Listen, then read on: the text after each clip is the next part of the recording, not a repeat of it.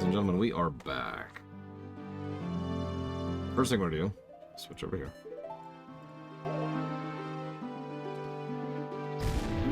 Anything from Riot? Well, yeah. I think that's probably not happening anyways.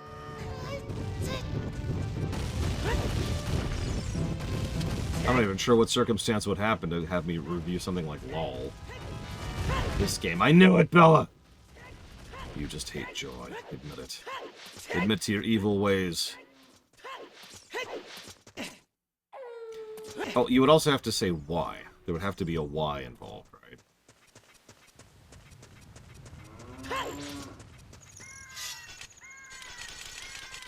Oh, yeah. So it does.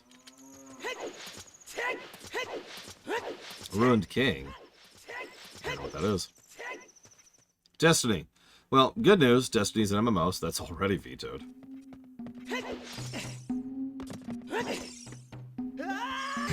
I don't know who Hence T is. Oh, Tencent. Well, I mean, screw Tencent.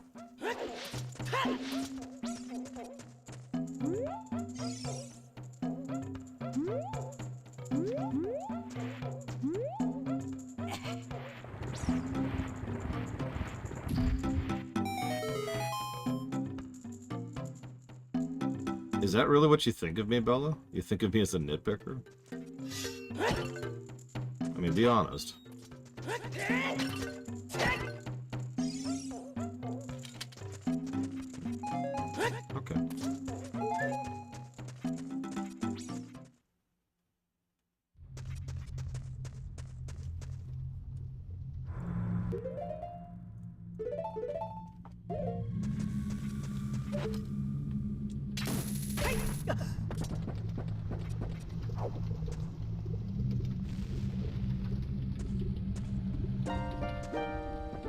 It is something that grows over time, a true friendship, a feeling in the heart that becomes even stronger over time. The passion of friendship will soon blossom into a righteous power, and through it you will know which way to go. This song is dedicated to the power of the heart. Listen to the bolero of fire.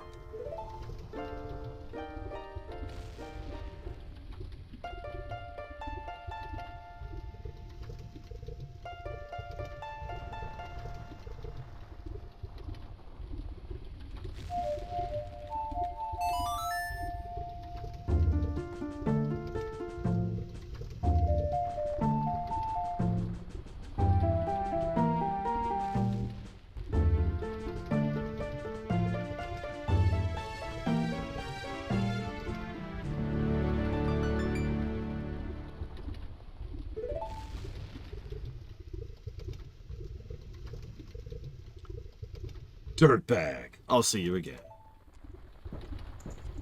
Where's the fire come from? Also, I love the awkward zombie comic for this particular incident as well. You don't have to preface a question with a question and a defense, Gum Gum. You can just ask the question. Man, I don't know, Bella. Just, I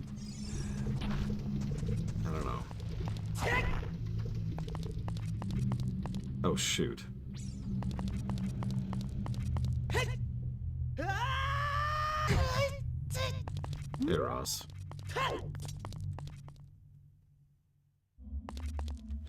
Welcome to the Fire Temple.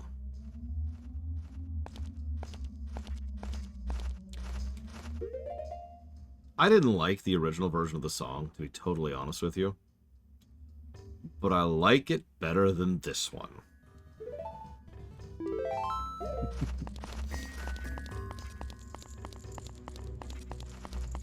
And once again, as with pretty much everything in this game, Koji Kondo really designed the original song to fit a specific vibe and tone and motif with instrument choice and all the other fun stuff I've already talked about. Most of which is just kind of thrown out the window for this version of the song, which was kind of thrown together at the last minute for obvious reasons.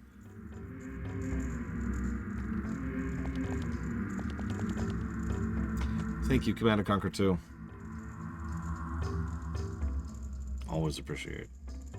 And I suppose another question, if you want to put the turns up to 3 things, please let me know. Can I play the original? Yes. Assuming I can find it. I don't actually have it locally. Ridiculous choice. You know what? I will take that.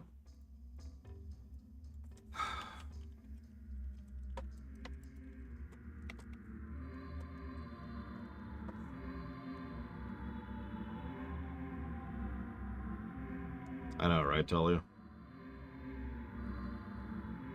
And then Katie went to college.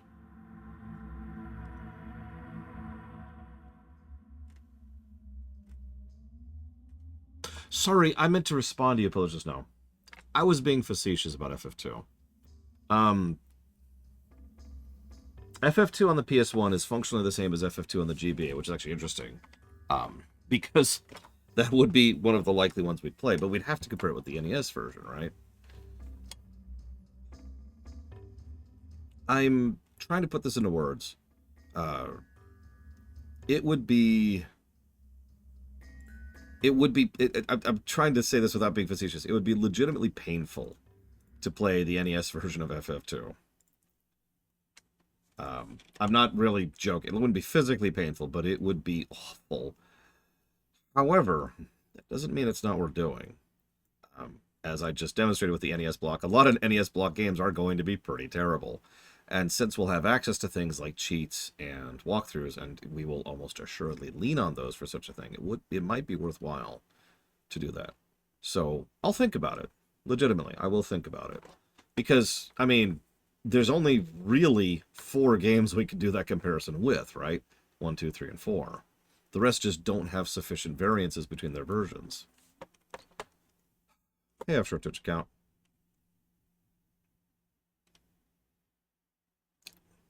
I mean, yeah, the city, or rather the setting. I came up with a theory during my GTA 5 run, which I'm not going to spoil for you, but let's just say, oof. Okay, so...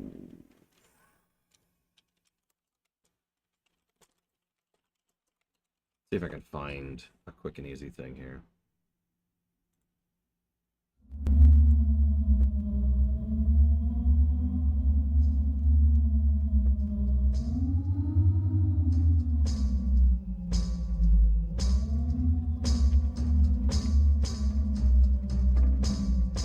Minor differences, but yes. I don't think those are sufficient to warrant a comparison. That's actually one of the reasons why we're not reviewing all 7 versions of FF4, but limiting ourselves to only 3.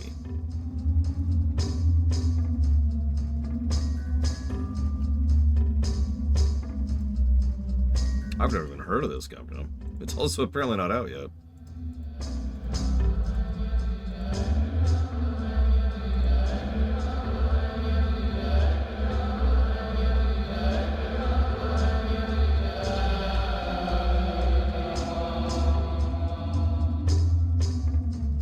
And that's it. That's really the difference right there. The chanting.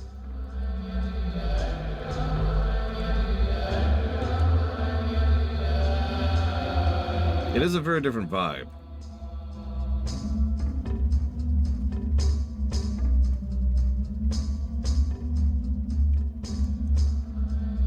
I haven't played it off your Twitch account.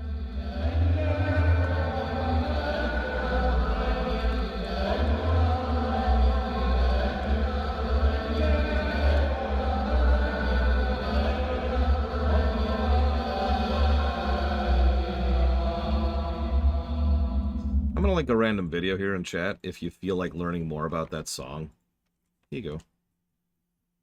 You can even watch it instead of watching me. It's probably gonna be more worthwhile of your time. But regardless, it is some interesting stuff. Like I said, much smarter people than me have done much more in depth on a lot of these songs and a lot of the stuff in this game. Like, one of the things I often say is I don't actually go in depth, or at least not what I would consider in depth. Because, trust me when I say, if I went really in depth into something, which I can do about a few specific things, it would be a whole different thing.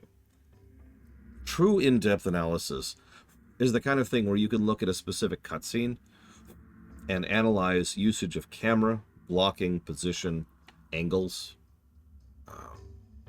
And that's one, 40-second scene, which you can just sit there and talk about for several minutes. That's really going in depth, and I actively go out of my way to try not to do that. That's not me. I'm not that far down the rabbit hole.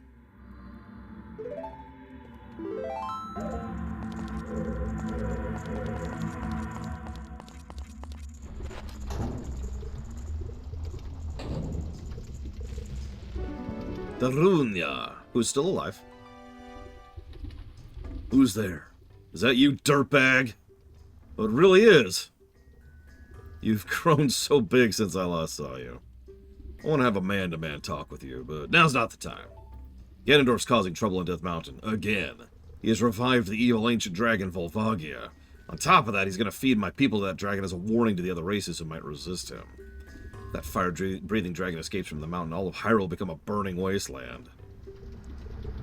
I'll go on ahead to try and seal up the evil dragon. I'm concerned, though, because I don't have the legendary hammer. But I have no choice.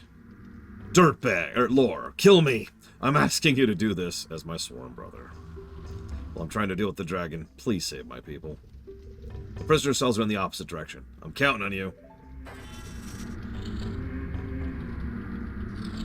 Did you have to lock the door behind you, Darunia? Could you have left it okay. Okay. I mean, you could have left it unlocked. All right, whatever. No, I haven't. I mean, when would I have that kind of time, Bionic Punk? I'm sorry, Talia. So, there are several examples of funny things you can name Link. And while Kill Me has certainly been amusing to me, Dirtbag certainly just, it fits the tone so much better, because it totally changes how much some of these conversations go. It's you, Dirtbag! Anyways. Are you releasing me? Am I free to go? I'll tell you a secret. You have to do something about the pillar stuck in the ceiling. Find a path that leads to a room above the ceiling right away. Also known as the last room of the entire dungeon. Well, another one that I really like, although this usually involves cussing, is Oh Crap He. That works much better in Pokemon, though. Oh crap, oh crap, he is learning such and such. Oh crap, he is using Metronome.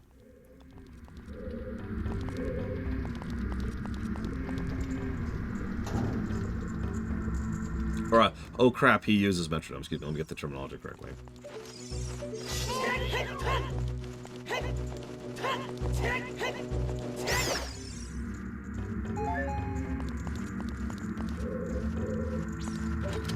Oh crap, he is evolving.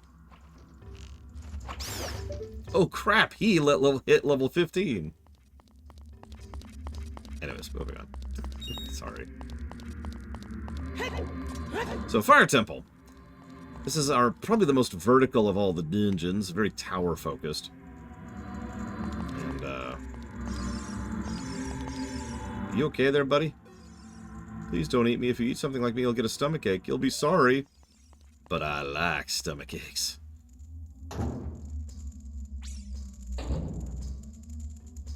Yeah, hello there, you jerk. That's a good one. That's right along with Dirtbag. You jerk, my sworn brother. So, I know a lot of not a lot of people are even aware of this, but there's actually a legitimate hole right there, which you can fall down into this area. And if I move forward a little bit further, kill this Keese, because Keese are the worst, as we all know. There's the second layer up there. This is pretty much the devs just showing off with the hardware. Like, more or less literally.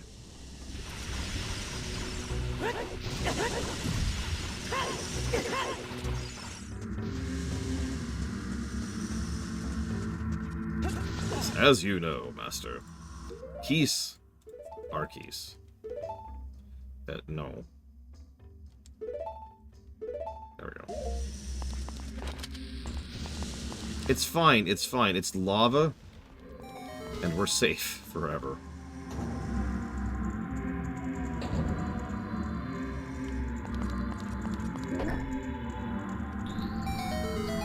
I think Phantom Ganon's a much better fight in the 3DS version specific, and I did end up giving it a plus. I'll tell you a secret. There are switches you have to strike to activate, but you need to use the Goron Special Crop to do the job. Yes, I know what bombs are. Thank you.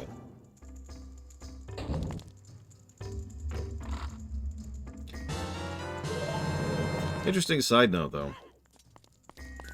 Most of the dungeons in this particular game aren't as themed as some later dungeons. Like, remember in Link Between Worlds, we could point to a single gameplay theme, or sometimes two gameplay themes for pretty much every single level in that entire game. Not quite the same here. Probably because they weren't really concerned with gameplay design in the strictest sense of the word, so much as, oh god, we've got this brand new hardware, let's push it to the limit! Yeah! What else can we do? Oh crap, we broke the hardware! Oh crap, we actually have worse hardware to put this game on! Oh god, what do we do? Make it work! Make it work! And that was the development of Ocarina of Time, vocalized. Thank you, thank you.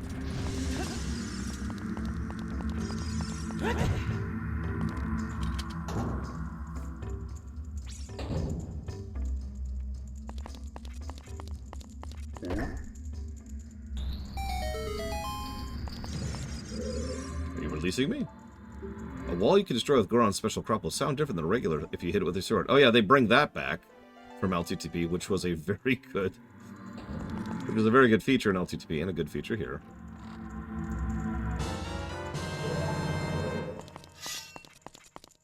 See, I'd say the theme of this dungeon is rescuing the Gorons, but actually no. I do, offshore Twitch account. As I've said before, in the N64's case, or sorry, in Ocarina's case, it's a slam dunk. This version just crushes Ocarina. There it is. That is to say, it crushes the N64 Ocarina. In Majora's, it's a lot more debatable. I still prefer this version of Majora's, though, the 3DS version.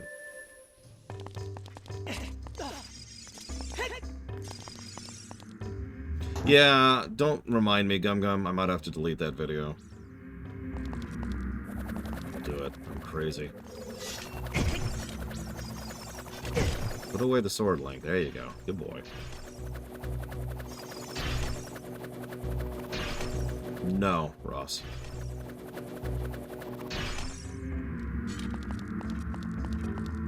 We'll see how that turns out.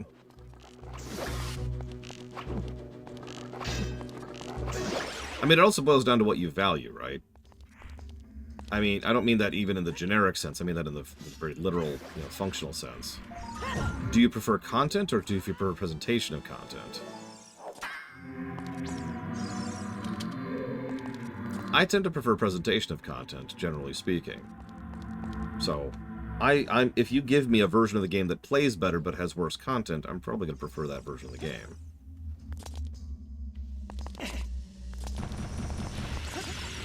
Now, that's not always true, but that is kind of the direction I tend to lean. But I know a lot of people prefer content, so they prefer the version of the game that, has better content and plays worse. Because even people who prefer the N64 version tend to agree the 3DS version plays better. Better controls, better quality of life features. It actually has a proper quest log. It has proper fast travel, etc., etc. Hey, Russ.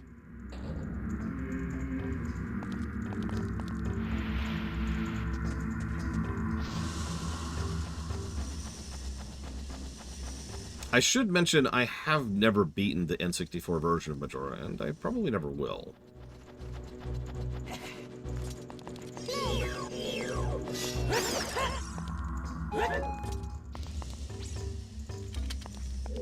Yeah, gyro aiming was just a game changer for me. I cannot believe how much that changed how I played this game right here. Which is funny, because we don't have that for this particular playthrough.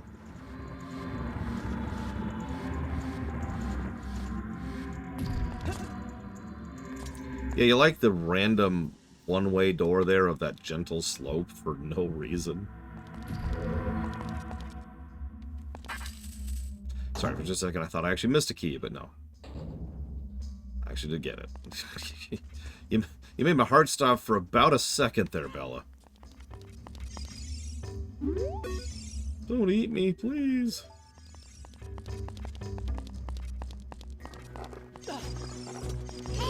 I mean, Link Between Worlds was even better than I thought it would be, Ross. Isn't it like the, what is it, the 11th top scoring game ever right now? Or something like that?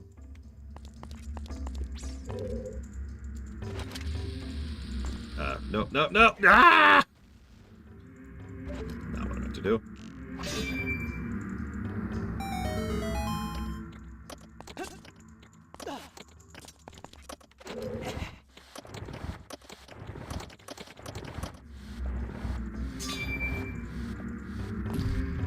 I agree with you. I think the only game that is truly in striking distance of Link Between Worlds is Twilight. Not like Twilight is absent negatives, obviously. As I do nitpick, after all. But I do think Twilight overall, pound for pound, is just going to crush it. 12th, apparently. Thank you. It really says... This is what I was talking about earlier. It says something about how many great, not good, great games we've played. That a game that scored as well as Link Between Worlds is only 12th. Or 13th. Oh my god, you just keep changing it on me, Arspruce. And yes, these are Mario Mesh climbables. Oh, Twilight has so much good. Oh my god. If I'm being honest, this probably sounds weird. This game has already been scoring better than I thought it would. I'm probably a little bit biased. Some of you are already aware of this, but I've been playing Master Quest off on the side in preparation of this, so I don't have to do it on camera, because that would be insane, forcing you to just sit here and watch pretty much the same game twice. Nobody wants to see that. And let me tell you, that put me in a bad mood for this game. There are doors that fall down when you try to open them. You can also break it with bombs. Is Master Quest good? I feel like I just gave my opinion on that.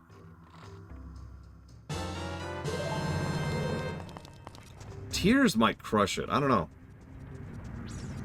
Thank you for rescuing me, dirtbag! Sorry.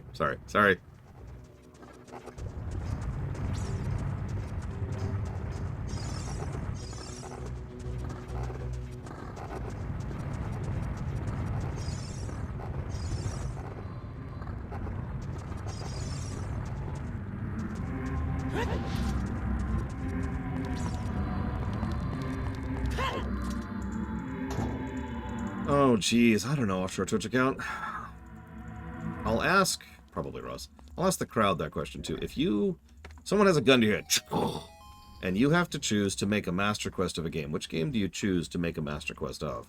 To be clear, you can't just, like, tweak the difficulty and the enemy placement. That's not a Master Quest. It has to be entirely new dungeons, entirely new content. When you're on fire, you can put it up by swinging your sword or rolling. Thanks. FF13. You want an optional super hard mode of FF13? I just explained it, Triaxia. I just explained it, Lord Hermon. Okay, so, for those of you who don't listen to me, aka all of you, I'm just gonna kill myself. Master Quest is its thing where you have whole new content that is designed to be ultra hard. So, Lost Levels is functionally a Master Quest, to use a specific example. The second quest in Zelda 1 is functionally a Master Quest. In fact, it was one of the first Master Quests. It's new content. That's the important part. New dungeons, new enemies, new bosses, new mechanics, new puzzles. You get it. The content has to be new for it to be a Master Quest. Otherwise, it's just an optional hard mode. That's kind of the distinction. A final mix? No. Because Kingdom Hearts Final Mix does have some additional content. Most of that is bonus stuff. Imagine if you replayed Kingdom Hearts 2, except every level is different. Like, you go to the Mulan place I can't think of the name of, and instead of like, alright, I need you to find these enemies amongst these tents, it's a completely different function. It's something else entirely, right? A proper remake? No. Am I failing here? Am I just this terrible at dialogue today? Is that what this is? I give up. I got nothing. Where's that Tor? It's over this way.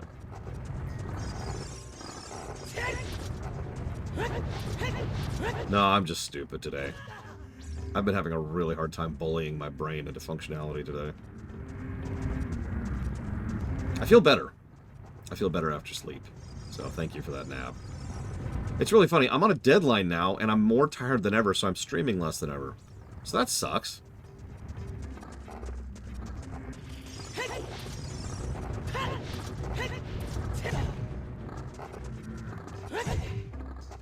It's like new game. Yes, yes, it's like new game minus.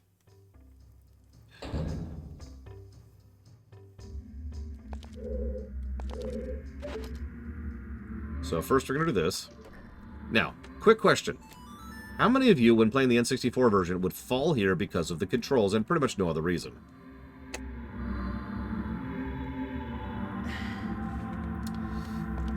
So if you're not aware, and I've already kind of shown this off, that's the second room down there that we already did, that I pointed out earlier. And it goes up, too. That's the end of the dungeon right there. That by itself is honestly negative worthy. This is a very narrow bridge, which is very easy to fall off, and if you do, it is very punishing. And this isn't even the worst version of it. The version above us is actually much worse. If you fall up there, you have to redo, essentially, the entire dungeon. And if you didn't bother to get the very optional spell of Furor's Wind, sucks to be you.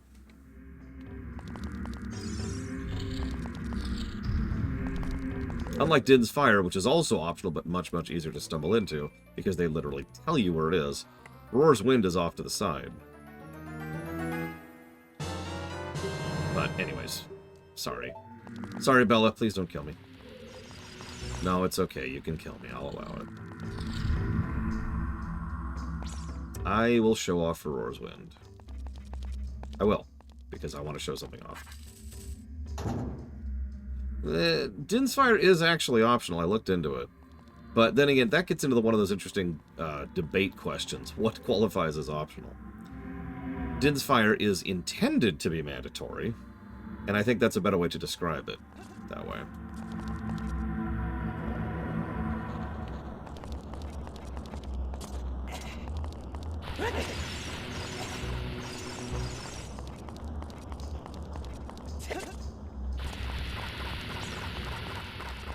Careful and specific use of fire arrows, Russ.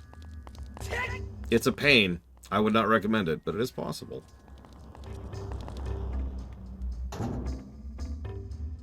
But that's sort of my overall point. This, if I could derail this conversation for a second.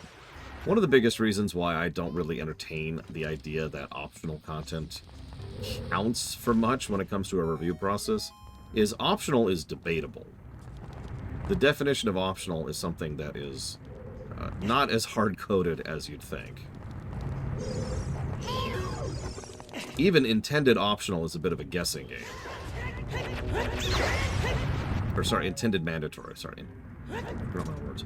Intended mandatory is kind of debatable.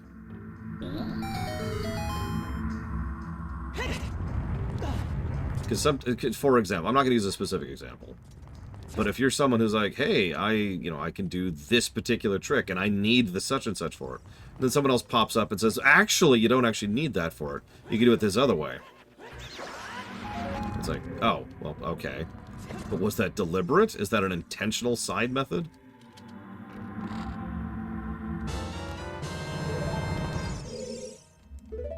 If you find a place you can see on the map but can't reach, try playing your Ocarina.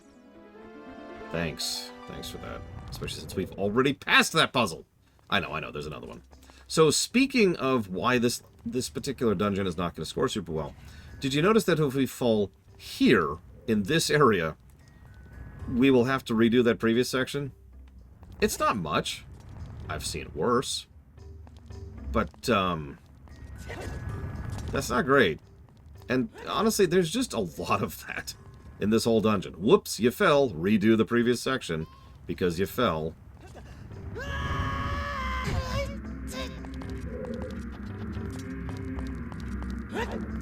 In fact, I've already shown you 3 separate points at which that's a thing. And yeah, remember, true enough memory, remember how many parts of Zelda design I've been pointing out as we've been going where I love it when they do shortcutting, right? Even this very game with the Forest Temple has a bit of shortcutting. You push this in the way, and now that's locked in. You never have to solve that puzzle again. You can just go right back to it. Skyward did that a lot, too. But the Fire Temple is like the opposite of shortcutting. And I'm stealing this from Lord Harriman, sorry. Because instead of getting a proper shortcut, you get a very unintentional shortcut back and not forward.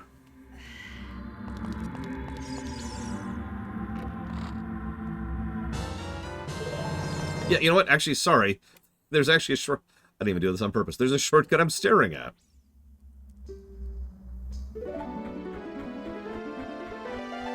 Again, it's not actually the worst I've ever seen. I don't want to exaggerate. People... A lot of my viewers don't understand there's a difference between 1 negative and 3 negatives. You know? There's such a thing as something being bad without it being terrible. So yes, I have absolutely seen worse backtracking than in this game, than in this very temple. That doesn't make this good. It doesn't diminish the fact that this is bad. It doesn't change the fact that that guy was perfectly positioned to make me walk up this fence again. Jesus Christ, what is that RNG?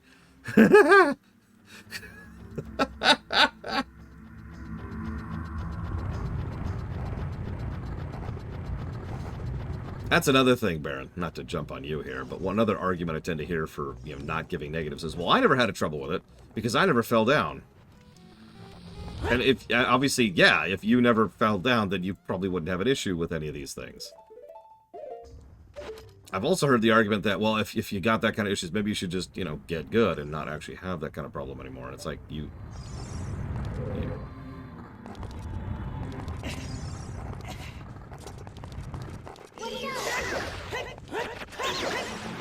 I'm not going to get into the get good crowd again today. I've talked about them plenty, but... Already been in there? I think I have.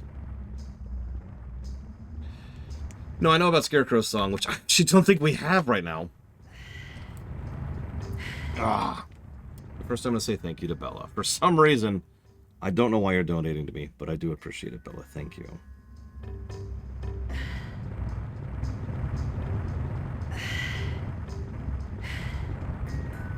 I do appreciate your support, as always.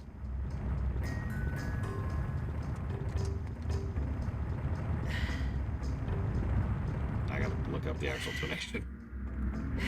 Link, you're fine. Stop gasping so erotically.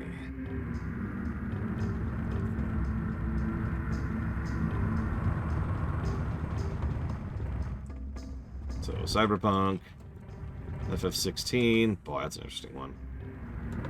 And the Kingdom Hearts blog.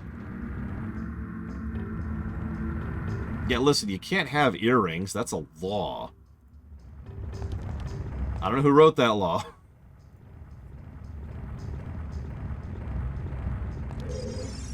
I'm told Cyberpunk, again, will be very, very different, which is why we allowed the way it is.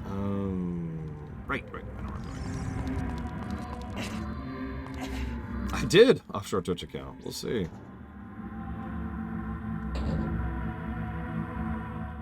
Well, you see, he has an earring because he's hot.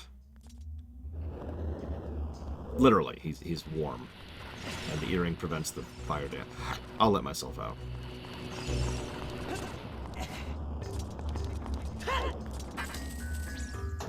Cyberpunk was post-Oblivion, but supposedly the game is completely different, so we're going to treat it like a completely different game. We're just going to start over, essentially.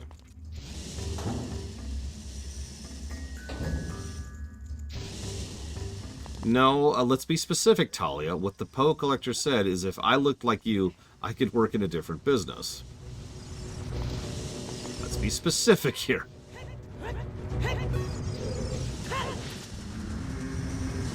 I'll just open this door. Oh my god, it wasn't a real door. So that's what they look like. A lot easier to tell the fake doors in the 3DS version, I'll tell you what. Look at that. That's obvious. So... I think I've actually come up with the theme of this dungeon, and I want to stress that I'm not being facetious, I'm not being nitpicky, I'm not trying to bash the game. I really think the theme of this dungeon is waiting. I'm dead serious. Almost every puzzle encounter or interaction in this entire dungeon involves going slowly, or taking your time, or waiting for something to happen, right? I'll admit I'm not a huge fan of that as a gameplay thematic concept, but that does appear to actually be the theme of this dungeon.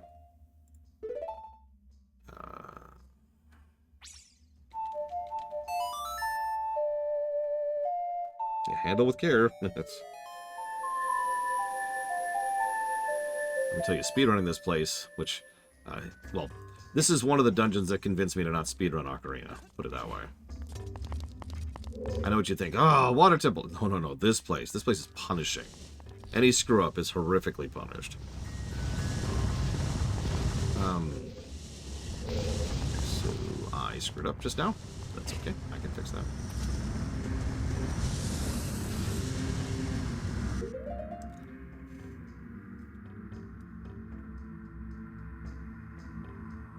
That's true. I'll sure touch account.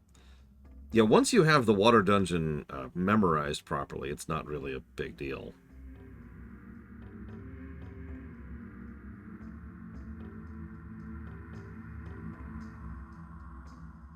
One moment, please.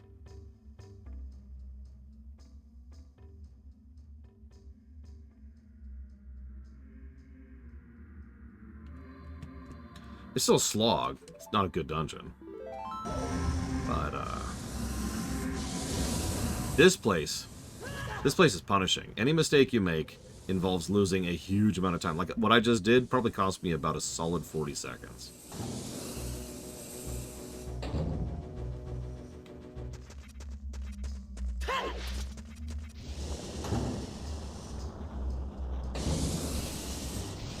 Yeah, considering the nature of this place, we know this is where Volvagia was sealed, right? And we know that this is in the volcano. We also know that it hasn't really been used in a while. And like a lot of these temples.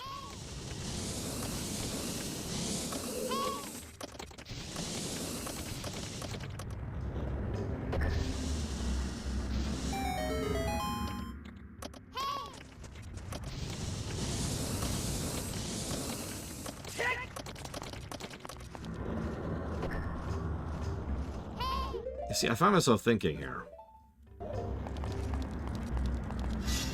Navi, what? What, Navi? What? Maybe we should find a Sheikah stone. Thanks, Navi. Thank you for telling me to go back to functionally the beginning of the game to get a hint. Appreciate you.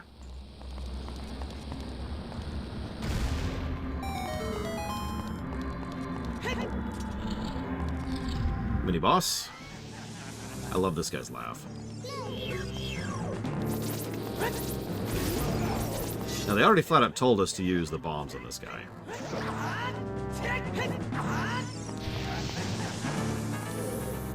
Oh my god, you're right, Bionic Bomb.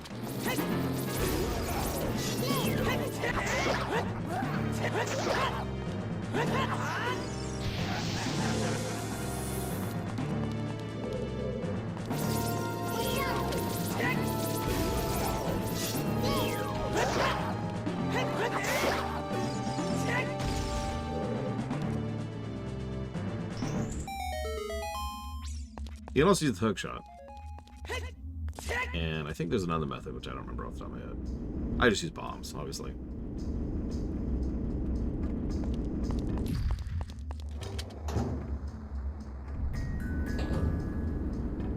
Hammer.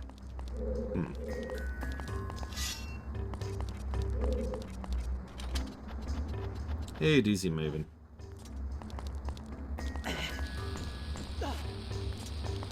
I can't believe I got that first try.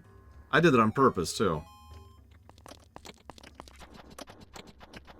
You drop the bomb as soon as you go over the ledge, and it instantly drops the bomb while you're getting back up.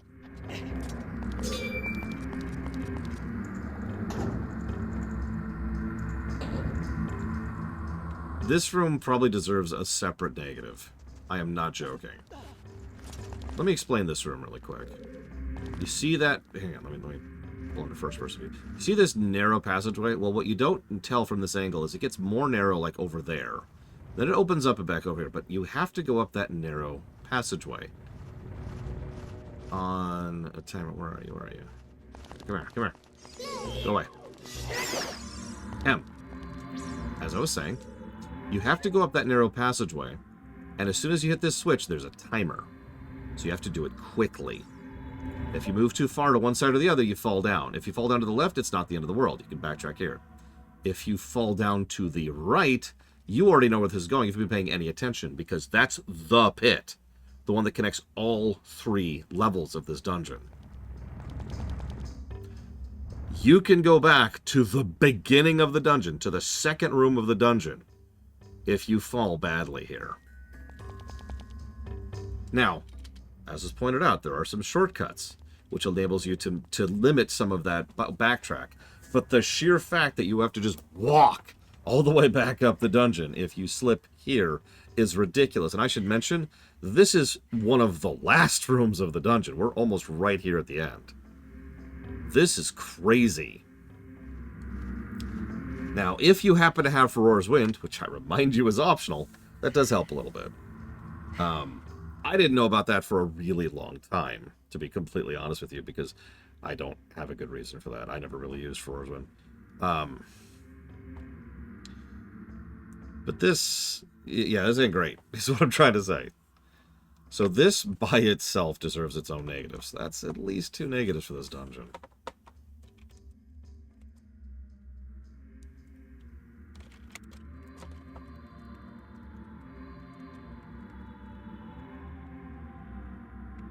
Yeah, it's much harder than the N64 version.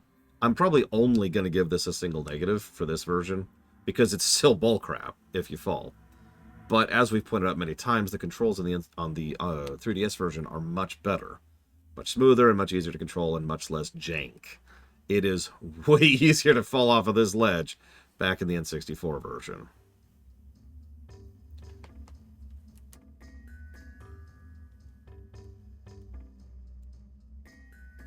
Well, I've reviewed Okami offshore Twitch account. Like after the Oblivion Land, that's a current review. So if you asked me to review Okami, I would say it gets a 7.15 golden number, which is really, really low. It's still that positive, though. That was 20 pluses to story, 17 negatives to story, 30 pluses to gameplay, and 29 negatives to gameplay. As for where that would slot overall, that's easy. We'll just do this. So that puts it above Oracle of Seasons and below Spirit Tracks. There you go. Yeah, Beyond Good and Evil didn't review super well either, which is a shame. It started off pretty strong, and then it just was an early PS2 game.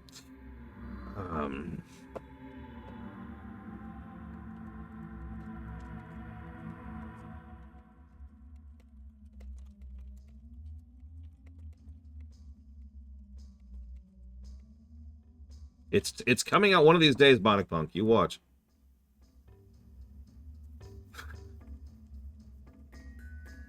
I haven't thought of any yet, Kitten Fan. I'm not sure there are any. I mean, we might come up with one. I don't know. We'll think about it.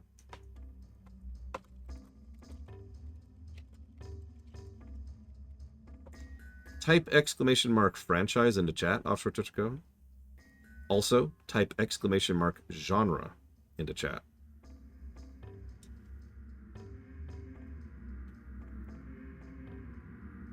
Because, yeah, I already have both of those things. Now, I keep those in Google Docs. They're not on the website. I've been debating trying to translate those into the website, but honestly, it's a lot easier to just keep it in a Google Sheet. I'll think about putting it on the webpage somewhere to make it easier to find.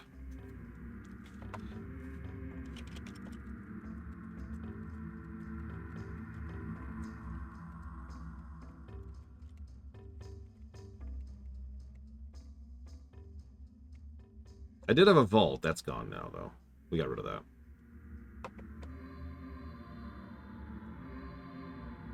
Like, that whole concept is gone.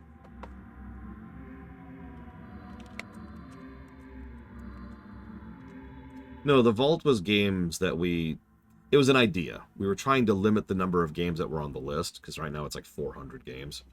So we were trying to limit that list, so any game that was at like below the top 100 was put into the vault. That failed miserably, because all that happened was people would look at the vault and donate towards the games at the top of the vault, pushing them out of the vault into the list. So then people would look at the games that just got put down to the vault and donate for those. And so the games at the bottom just did this for a while. And that didn't work out at all. So we axed that feature.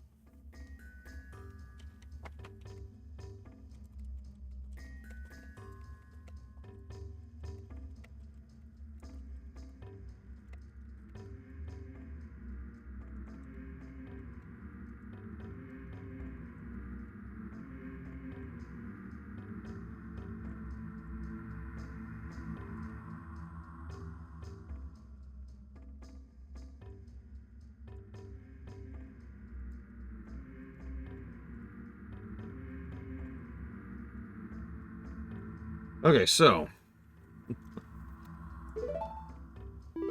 let's see how we do.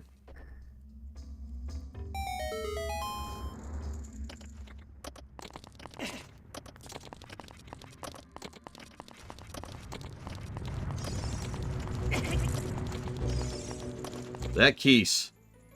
That Keese wanted that.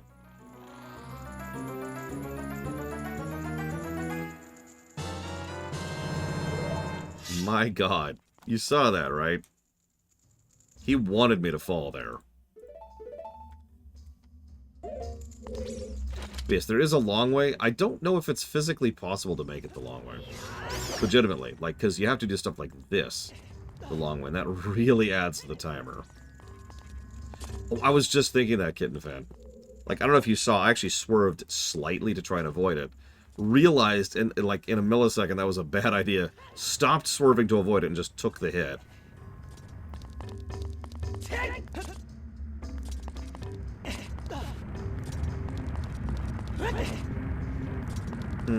What kind of games do you like, Zinger?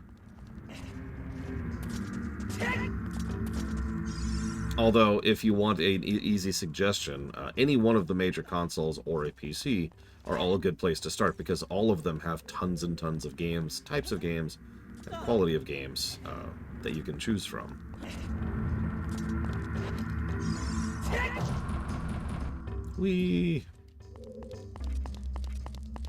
I do like, once again, the tutorialization. What do I do? There's only one thing to do. I like how it just destroys them. Just devastating this place.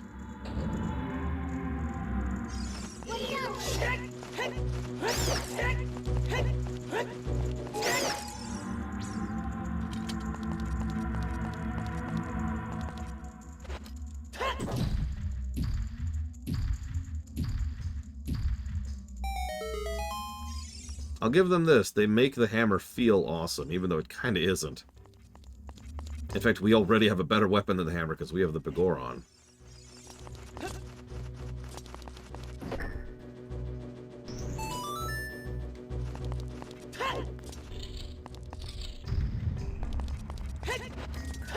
I do like this whole sequence right here. After you get the hammer, you go back through the sections you've already done. But now, unlike the bad backtracking earlier, this is all good backtracking. This changes... Yes, thank you, Navi. This changes how you can maneuver through this area, and all the stuff we've been seeing the entire time through, now we can actually do something about. And these open up shortcuts, too. So this is nice, right here.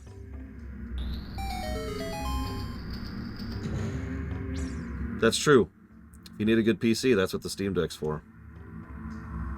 It's functionally a laptop, and it's built for that. Yeah, true enough, Kitten Fan. Okay. It would offshore Twitch. Well, no. But let me come back to your offshore Twitch account.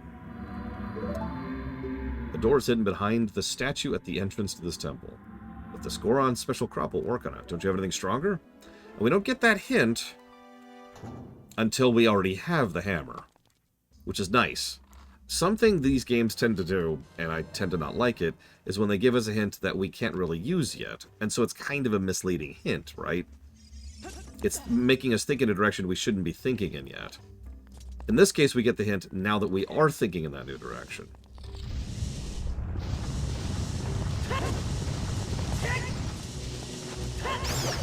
Ah!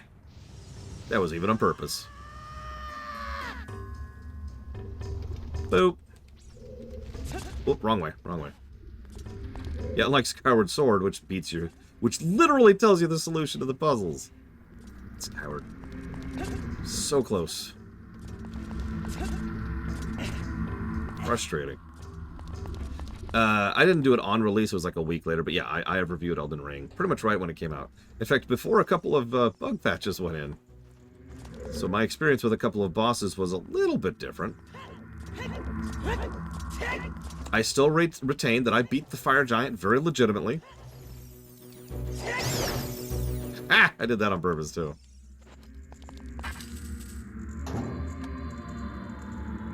So if you go PC route, there's every option there, honestly. There's so many ways to get into gaming, so...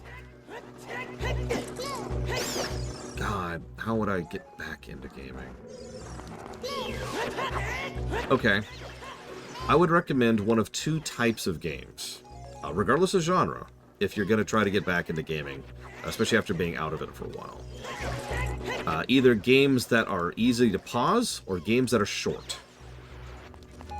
You've probably heard of the concept of just one more turn. That's not just a 4X thing, that's actually a psychological thing. It's about... So, let me actually talk about this for just a second. Because this is a worthwhile topic. A lot of games have definitive pause points baked into them, right? You've beaten the level. You've concluded the dungeon. You've defeated a boss, right? Whether it's Mario, Zelda, or Dark Souls. All three of those have pause points that's built in, baked in, so your brain can say, okay, that's a good point to put the game down for a bit, right? Some games don't have those kind of definitive pause points like other games do. And so you just kind of keep playing because nothing's telling your brain you have accomplished something. Each turn or movement or whatever, there's not really like a conclusive chunk. Okay, now I can go and put the game down for a while.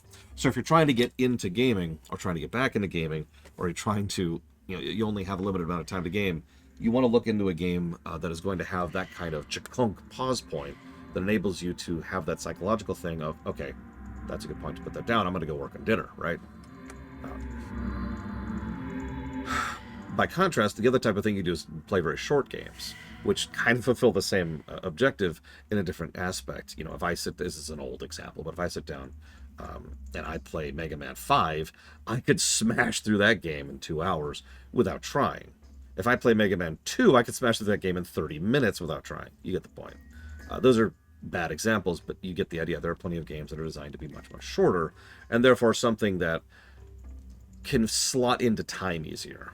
In your real-life scheduled time, it's like, okay, I've got like an hour here, and I've got an hour here, and I got 30 minutes over here, so you can slot in stuff easier if it's a game that's not going to take you months to get through. That's my general, extremely zoomed-out recommendation. Freaking likes. Strategy games are interesting because a lot of what I usually call large-scale strategy games don't have pause points. Hence the term, just one more turn. But, some of them do. Anything with an actual honest-to-goodness campaign, for example, tends to have pause points because it tends to have missions. And others, not quite as much. But yeah, Total Warhammer 3 is actually a pretty good example of that. That game has definitive pause points, because once you have concluded a battle, or once you've conquered a town or whatever, that's a pretty good chunk moment, right? It's a nice big thing that you've done.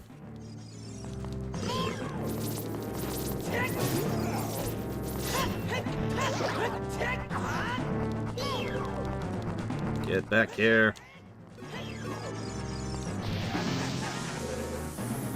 And you say that, Dragon Player, but things with turns don't necessarily have pause points. Again, Civilization has turns, but does not have pause points.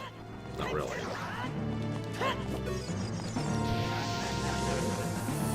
Yeah, not to go too much into it, but I am playing this game on my PC right now. Stellaris doesn't have turns unless we get into technicalities, and I don't want to get into that argument again.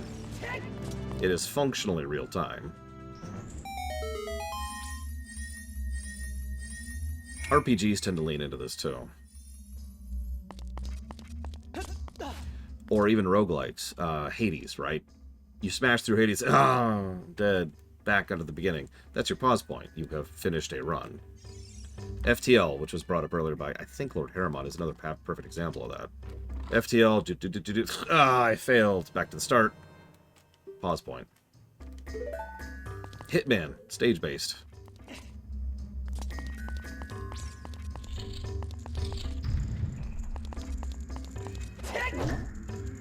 Yeah, Persona 5 has pause points. If you know what I mean. And this guy just says, help Big Brother. You got it, buddy. I will help my sworn brother. Dumbass. Or, I mean.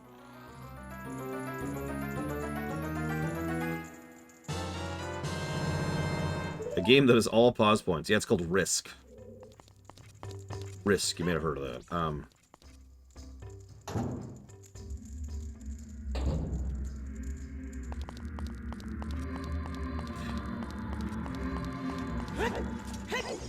So that was the Fire Temple.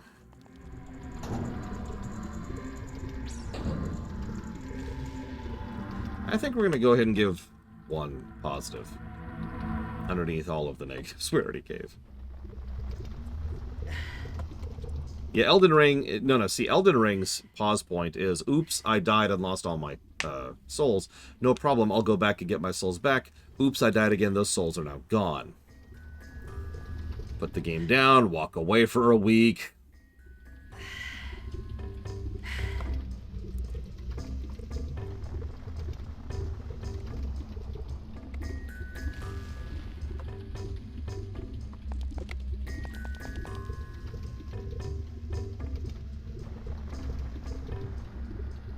Yeah, or Hollow Knight. Yeah, relearn the combat again. Now that you're back, you've lost all the muscle memory.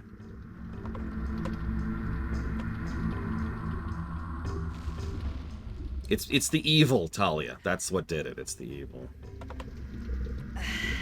Pokemon games tend to have a lot of pause points, too.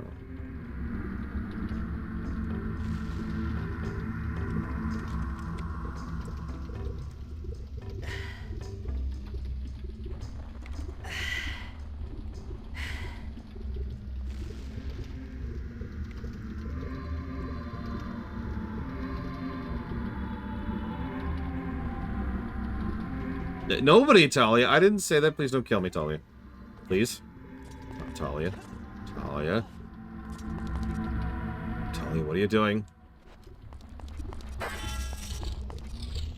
Boss time. She's gonna get me. I love the 3DS's new texture for the molten walls, by the way. I'm not a big fan of Smash Brothers, but I don't like competitive stuff in general. Regardless of genre. Co-op, I'm all over, but competitive, that's not my thing. It's lose-lose.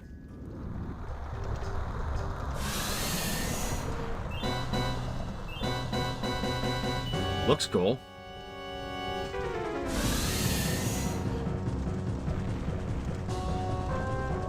By every account I've ever been able to read, this was based off of the dragon I can't remember the name of in Zelda 2. And yet they changed its name, and I've never been able to figure out why. People have even asked them why, and the answer is just shrug.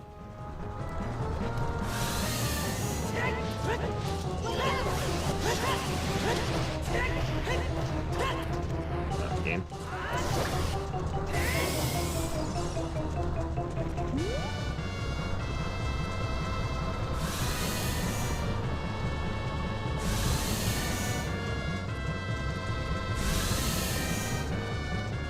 You can really make him coil up, too. Check it out. Make a circle. There you go. Now eat your tail. Yeah, notice the theme of waiting comes back again, by the way.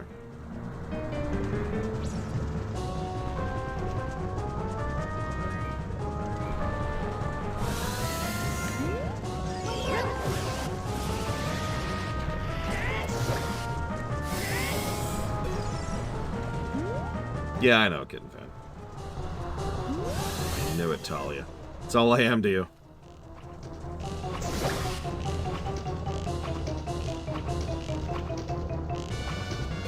Oh, he's juking.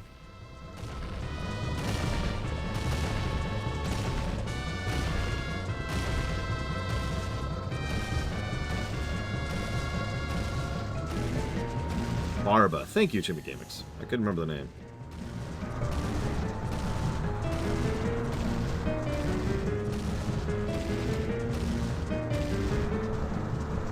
Yes, I will be made useful.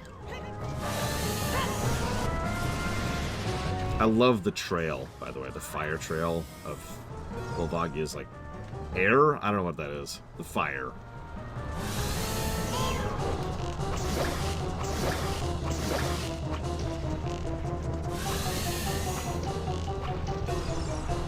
Mane, feathers, I don't know. It's on fire, whatever it is.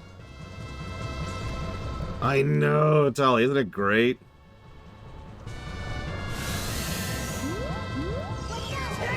Like, it makes sense. It's the team that made, you know, Telltale Walking Dead, but man, those stories were dark.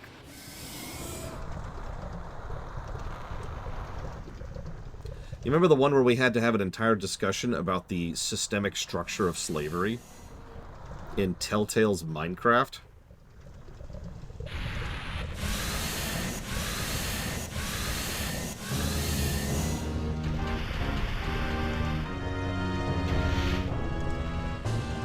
That nearly hit me.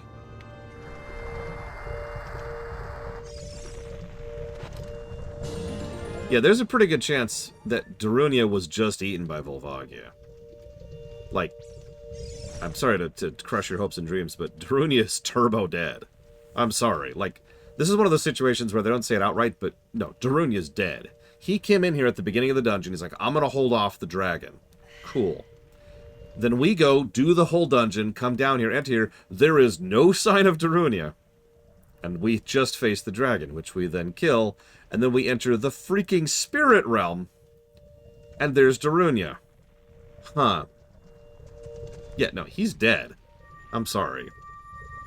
Now, I have a theory that they're all dead, but it should be mentioned that that's not necessarily true. It's possible only some of them are dead.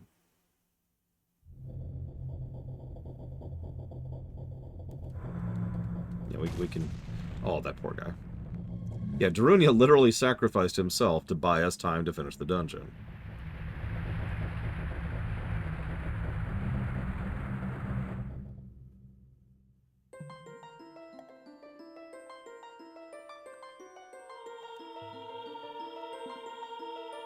Ruto's debatable. In Japanese, it's much more clear that Ruto is dead, but we're not playing the Japanese version. Noburo is probably dead. Impa is likely dead. Darunia is the only one that's very definitive. He's dead. Saria is the one none of us want to be dead. I'm just gonna say it that way. I'm sorry. I'm picturing an awkward zombie comic, right? And Darunia's like, sworn brother, I will totally save you. Don't worry, I'm gonna fight off this dragon. Go complete the dungeon. Link's like, I got you. And Link wanders off, and then falls, and then wanders up, and then falls, and then wanders off, and then it cuts to Darunia, who's just like, could you...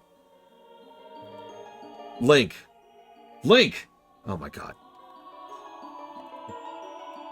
I really appreciate what you did. I thank you on behalf of the entire Goron race. You turned out to be a real man, just as I thought you would.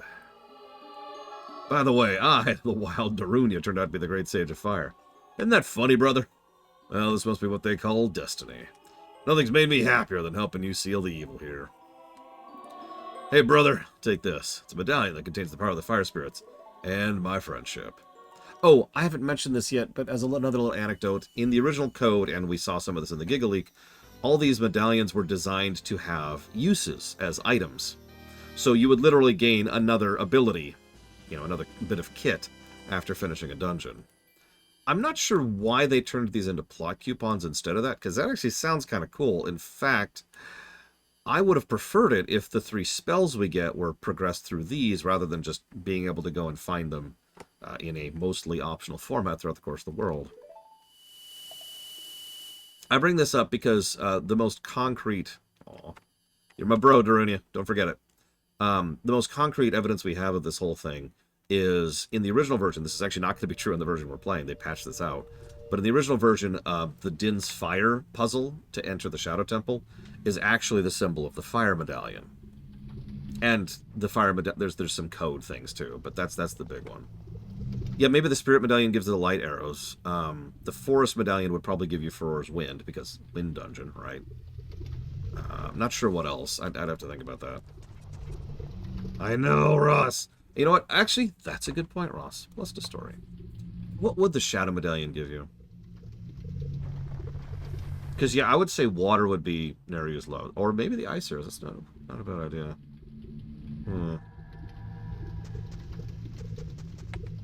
Well, you see Pillars of Snow. I have no idea.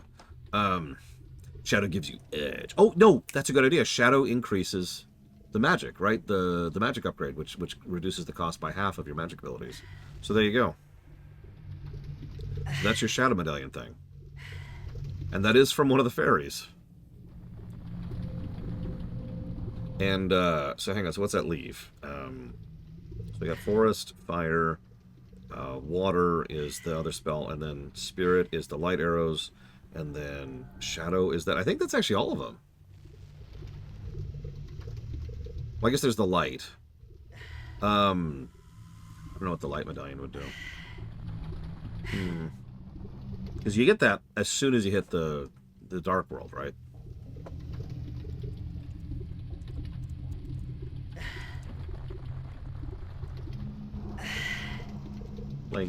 Link.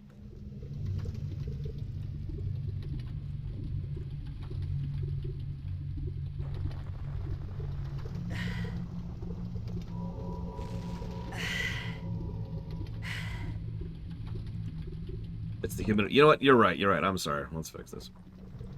Let's get you out of here, boy.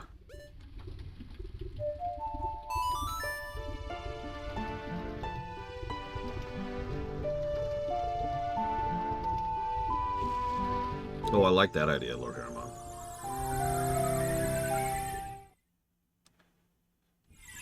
Ladies and gentlemen, welcome to the Water Temple. Let's just put this on permanent hotkey. I'm going to want this down here, too.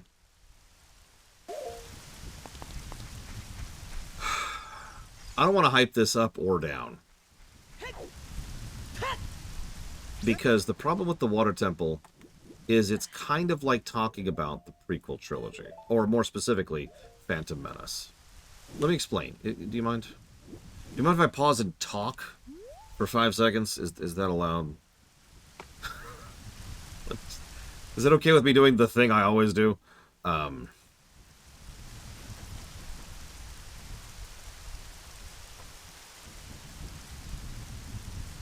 Probably Spirit Temple. Shin Megami.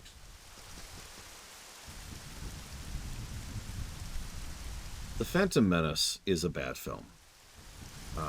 But the problem is there is so much swirling noise around any discussion about it that it's difficult to just kind of detach from that. If you sit down and try to give an opinion about Phantom Menace, people will just kind of explode around it, and people will jump in to give their own opinions, their own thoughts about it, and all that, because it's just so memed on. Now, I'm not saying people will defend it. That's different. It's more like you can't do a real serious discussion about Phantom Menace without people just memeing, joking, and bashing all over it. I once tried, this is a real story, I once tried to have a legitimate discussion about episode 1. Yeah, no kidding, Baron. With my brother-in-law. This is a few years ago. And that didn't go anywhere because he wasn't willing to have a serious discussion about it. He wasn't willing to give it that kind of discourse. He wasn't willing to actually discuss the film. And that's sort of the problem. When you get to something that has received that level of attention in cultural consciousness, even amongst something like, say, Star Wars fans or video game fans or Zelda fans or whatever. This is the kind of thing that causes problems. The Water Temple in this game is so infamous, people who have never played a Zelda game are familiar with the Water Temple. And that's why I'm dreading this, because we have to actually analyze the Water Temple. Not like jokingly, not like memingly. We can't just be like, triple negatives and move on. No, we're going to actually look at this place.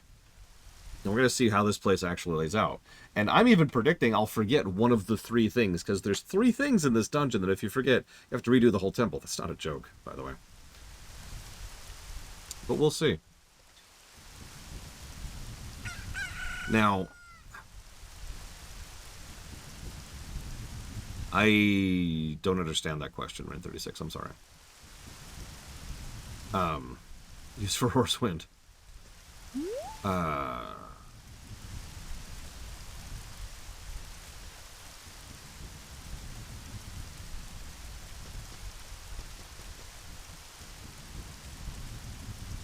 Yes, I have Kitten Fan. The Water Temple and the Ice Temple. Much, much more obvious when we get to the final dungeon. Yeah, okay, so let's do it. Sorry, I was debating something in my head, but I've changed my mind. Down we go. Much more obvious you're supposed to hit this in this version. They even give it a glow.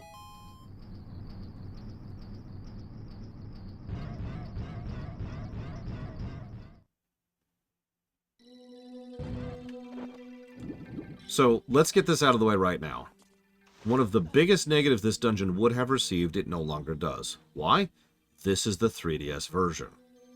Now, I have been talking positively about the 3DS version this entire time. There have been a few individual specific changes, usually making something more clearly distinct, or making it more obvious you can interact with something like what we just did, or improving the controls, or making it so that certain quests are a little bit smoother, or whatever. There has been quite a few things that the 3DS version has done, little micro changes to improve the game. But this is the big one.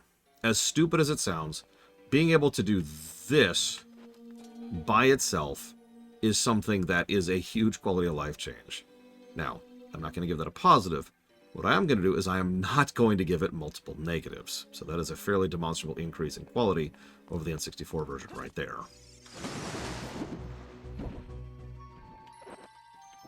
The fact that I can just do what I just did.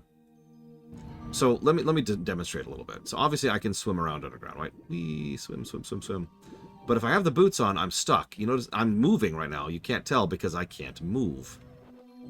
So this is me just rotating the controller right here. Just rotating the controller and continuing to rotate the controller. So the fact that you can change on the fly means you suddenly have something else in addition to not having to constantly hit this button and then go through the thing and then change the equipment. It also gives you more control. The all-important control you need in order to play a video game. So I can do things like this much, much easier. Whereas in the original, that maneuver is possible, but not really feasible based on how it's designed. Now, the second thing is like that thing right there. We'll talk about that in a second. First, we want to do one other little thing. Oh yeah, you can also roll underwater. Excuse me.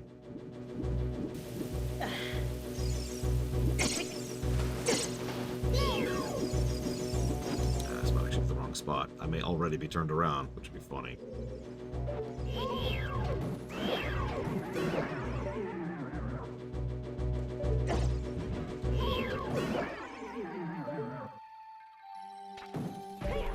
There's no water meter indicator on your map, but there is a water indicator elsewhere. It's a strong hook shot. My goodness.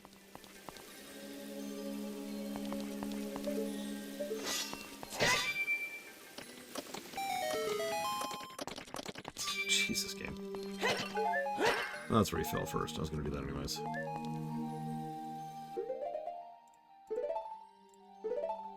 Speaking of items barely used outside of their dungeons, Megaton Hammer, am I right?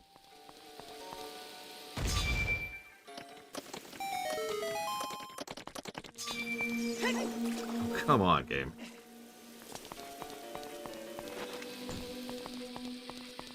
I don't know why I said Megaton oddly there. Don't read too much into that. Game? Okay, fine. Want to be a dick about it. Ugh.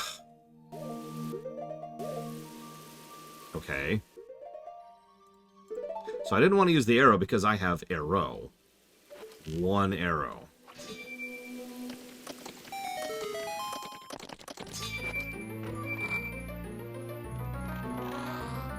Thankfully I didn't waste it. Compass. Now, believe it or not, getting the compass early... So I've already praised the compass in this game in general because it's a good bit of kit. But it's practically required for this place because one of the things this dungeon does wrong is it's easy to get turned around in. Most of the dungeon looks like this. In fact, if I just kind of slid to the camera in a certain way, you probably, if you ignore the map and the mini-map for a second, you probably couldn't actually tell where we are.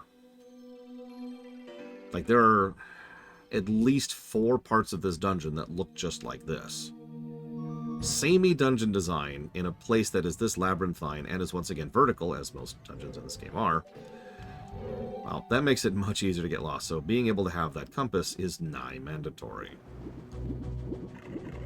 And yeah, this is yet another dungeon where it's relatively easy to accidentally go the wrong way. Okay, sorry. Accidentally go the wrong way and not realize it at first. Now, I just came from over there.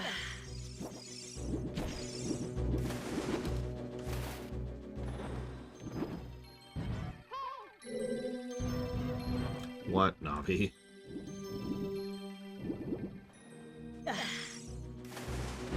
Just go into that guy. Not even deal with him. Okay, you want me to deal with you? Listen, I know Tektites are suicidal. Because they're Hitler, who is also a fascist. What, Navi? You getting tired? Maybe you should take a break. Thanks. Possible Bionic Bunk, I'm not sure. Here it is. This is it right here. This is one of the 3 things. Let me give you a little bit of a tip. When you play this game, if you get to this dungeon, the first thing you want to do after getting the compass is go into this room, grab this, and pull this back. If this block is not in this position, first of all, good freaking luck figuring out how to fix this. And second of all, some time from now, possibly like as much as an hour from now, depending on how slow you do these kind of dungeons, you will run into that block on the other side, and good freaking luck, because you will have no understanding or guidance of what to do with that. And that's the Water Temple in a nutshell. No memes, no jokes, just bad design.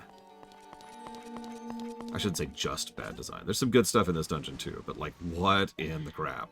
So I would like to argue that the block by itself is a negative. It is so punishing to miss that block. It is so backtracky. And again, nothing indicates the direction to get back to that spot to move that thing. So good luck.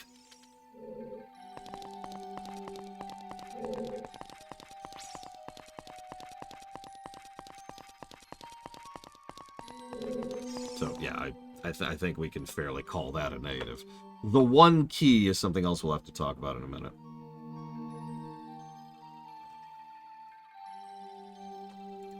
Well, ideally, Noctis, if you know exactly where you're going and how to get there, yeah, it's just one retread of the entire dungeon, but yes.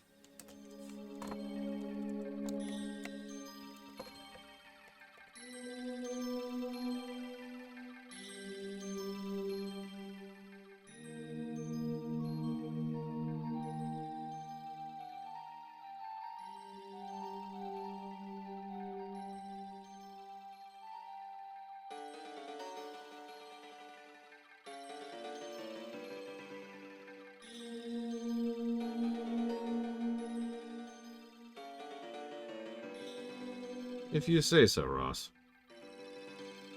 We'll see. We'll think about the one key.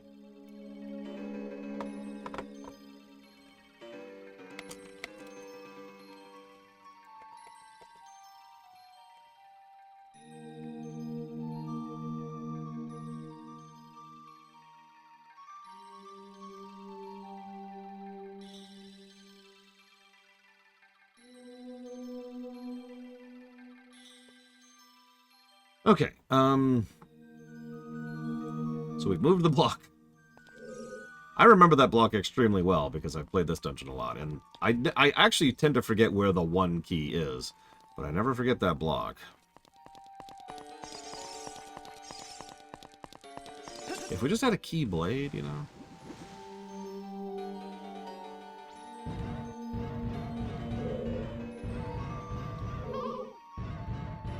I love the underwater version of that. Hey! Okay, so we already did that. And I think that is where it wants us to go next, but hang on a second. Can I...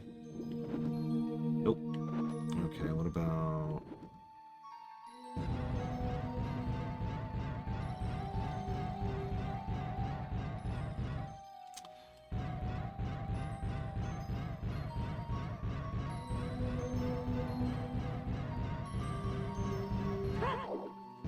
I love that roll, by the way. It is so ridiculous.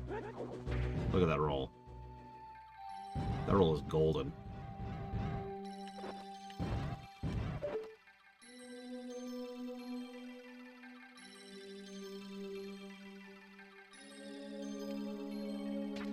God, that is so slow on a controller. Okay, so that's a key spot. Alright.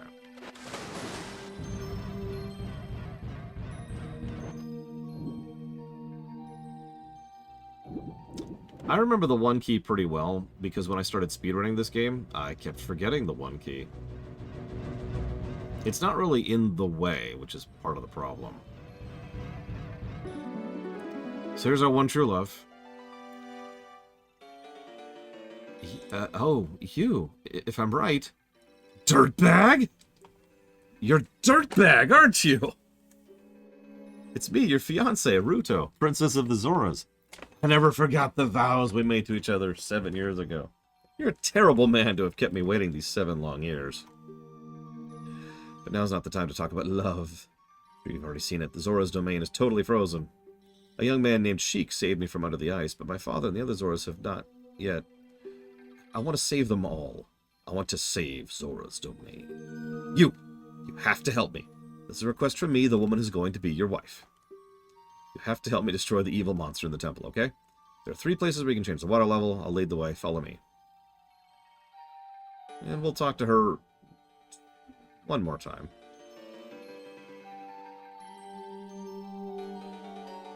So, yeah, sorry. Ross pointed this out. I like that. The green thing. First of all, it's glowing, so it's easy to see despite all the watery effects. Second of all, it has animation to it, which makes it even easier to see. And third of all, it's color-coded. There's a green one, an orange one, and a red one, I want to say. Hang on, let's actually... Because there's this one right here. Right? There's that color. And there's a third one. I'm not actually sure what it is. But also there's that thing right there, and that flat out tells you this is the route to changing the water level to this level. Blue. Okay, blue's the other one. Thank you. So there's indicators of where the doors are that lead to those things, and in some cases, there's indicators leading exactly to where you can actually interact with that part of the dungeon. This is another mitigator of a negative that I would probably give the original. To be quite honest with you, this is a thing. And I think I just remembered where the one key is. We'll see if I'm right.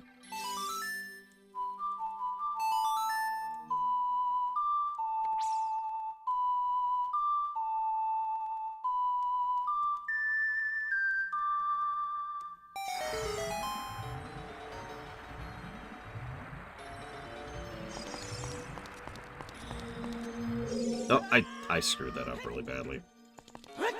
Well, alright, whatever. Well, we're here.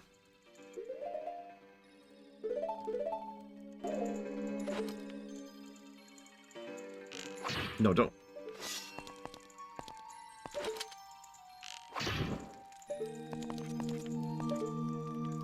Yeah, the whole dungeon, every single aspect of the original water temple that was bad isn't really that bad by itself, but this is something I talk about a lot in game design. Virtually everything about this dungeon gets worse when used in conjunction with every other aspect of this dungeon. Changing the water levels wasn't really that big of a deal, except it took a little bit of time each time, and it wasn't really clear where the spots were. And finding out where they are, especially in a dungeon that looks kind of samey, was not super fun to do. Having the actual visual indicators of where those spots are, that helps.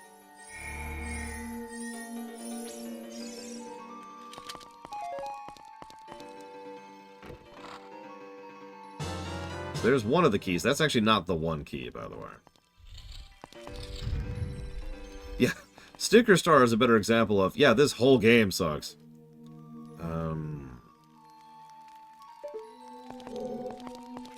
So we're going to do something kind of weird here.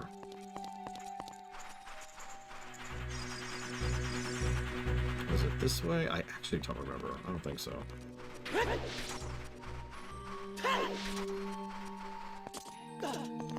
Yeah, I feel like there's some programming issues here. Honestly, if you remember correctly, A Link Between Worlds does this exact same gimmick much better. There's just items you can interact with the item for the dungeon that then enables you to just change the water level right there on the spot. Boom. To any of the 3 levels, or 4 levels, whatever it is. Sorry, I think you asked me that before, Shimmy Gamix, and I completely failed to answer you due to my flagrant stupidity. So, I have tried Ocarina randomizers, and I sort of had to walk away from it. Not for, like, a really good reason, as weird as that sounds, but because it was too long. The thing I like about an LTTP randomizer or a Super Metroid randomizer is I can smash through that in about an hour. This is something we were talking about earlier with the spare time. An Ocarina randomizer, my friend and I were playing one together for about 8 or so hours once. And we didn't find it. Like, we never finished it.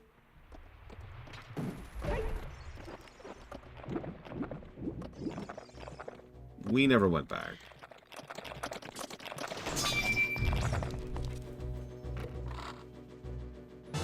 Another small key.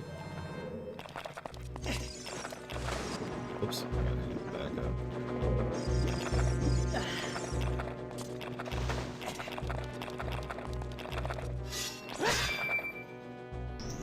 Now, granted, we weren't super familiar with Ocarina. Or, to be more accurate, we weren't familiar with all the dungeon, the treasure chest spots in Ocarina. Because there's a lot. I mean, if people like longer randomizers, that's awesome. I'm not trying to say that they're bad. I'm just trying to explain why we put it down and never came back to it.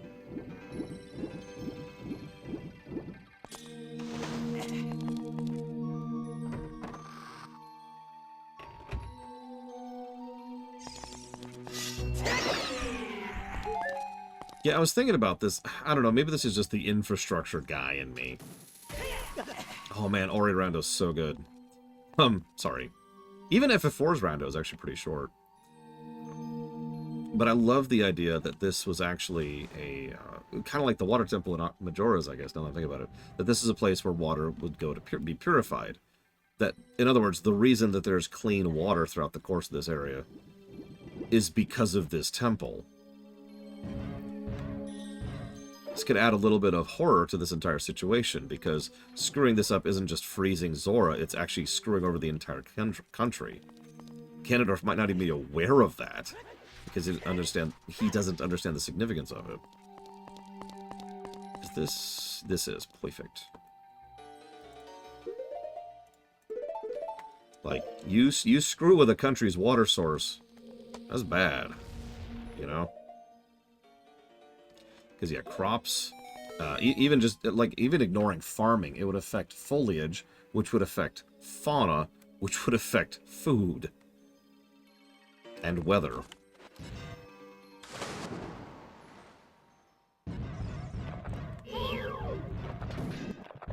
Please turn around. Okay, that's cool.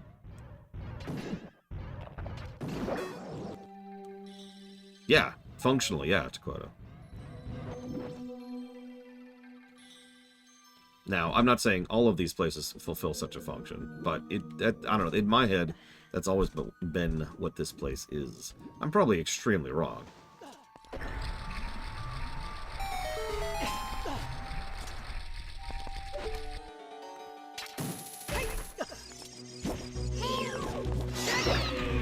I'm very curious how the Great Bay Temple is going to do when we get there. It's been a minute.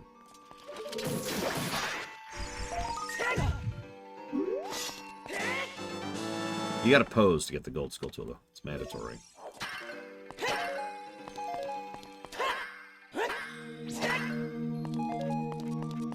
See, I was thinking something temperature related, or possibly weather. We do know that there was this volcano, which, I mean, this is really, really vague connections, but there was this freaking volcano. No, Blade Ball. And it was causing issues for the local regions.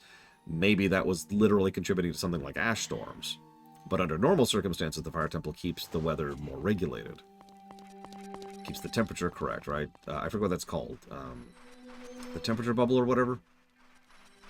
It's a real concept. I can't think of the word right now. Forgive me.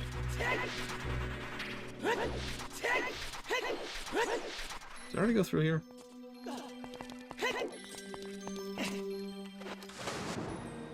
God, this place is so samey, I'm already getting turned around a little bit. I feel like I've already gone through here. The Shadow Temple was a dumping grounds. Okay, yes, I already did this one. Although, joking aside, if we're going with that particular route, the Shadow Temple is probably where the dead get processed. No, I don't mean, like, in a bad way. I mean, dealing with corpses is obviously a very real-life problem, and has been for all of human history, including now. But no, I mean, like, from a more spiritual sense, you know, making sure that people can move on and pass on and not become vengeful ghosts. That could have been the purpose behind the Shadow Temple. And yeah, they just came out of a major war. And I hate to point this out, but we know that was a major Sheikah installation, which was under the control of the Sheikah, who were obviously backers of the Hyrule family, before Kakariko was gifted to, you know, to the peasantry. So it's really not that out of bounds that that was someplace that the Sheikah used to try and purify the dead. We see this exact same concept in the Ancient Cistern over in Skyward Sword, for example.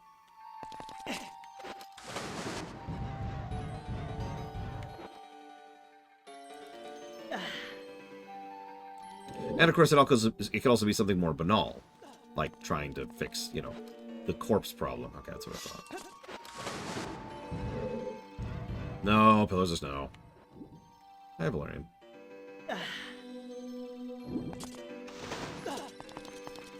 I mean, any spot that has mass dead in it in a fantasy setting tends to have issues, and for good reason. Yeah, I think you're right, Dream Whisperer. I think we've cleared the bottom. I'm trying to be thorough because I don't want to run into the one key problem. Forest Temple? That's a good question. Because I've already given my theories on that one. And they have nothing to do with that. So, this room... This is another interesting room.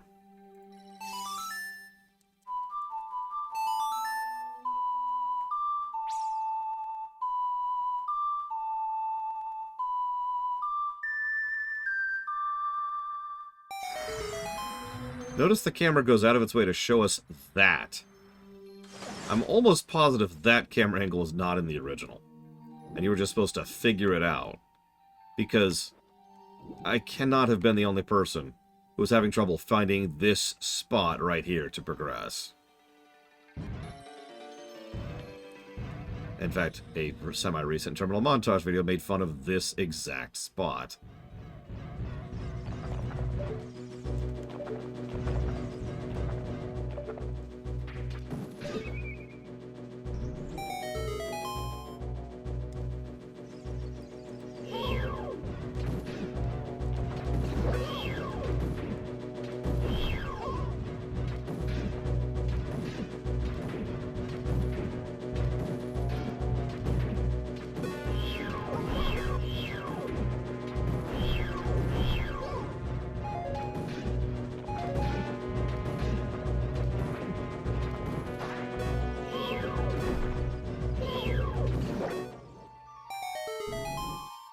Yeah, by the way, I'm not trying to flex or anything. I was absolutely stuck in this spot, too. So, here's another part where this dungeon would be getting negatives that it's not. It's like 3 of those so far.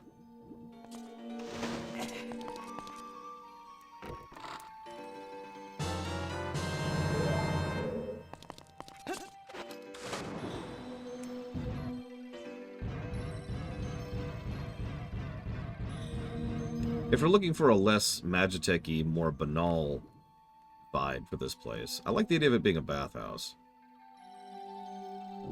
Like a literal resort kind of a feel, right? The sort of thing that you just kind of go and chill at. And by they, I mean the Zora. Because who else would actually survive down here for long periods of time?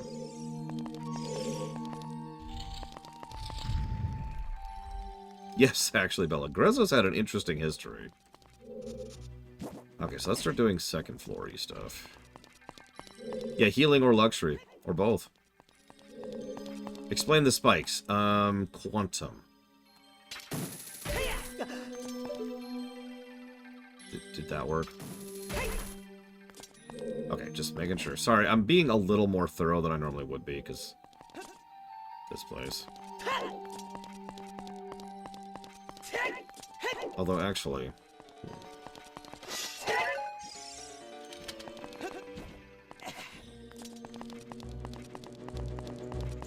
That was... This way? This way, yes. Here we go. Yeah, let's do one of those amazing underwater rolls. Yeah, there we go. Okay, there we go. I do like that idea, Frieza.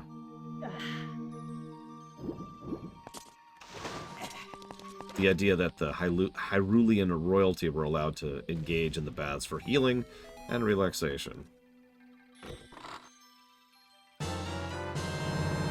This is my one key right here.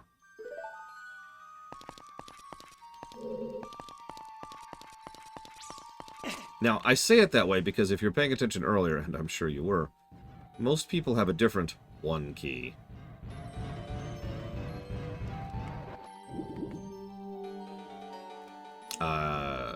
You know, I'm not sure on Noble Name.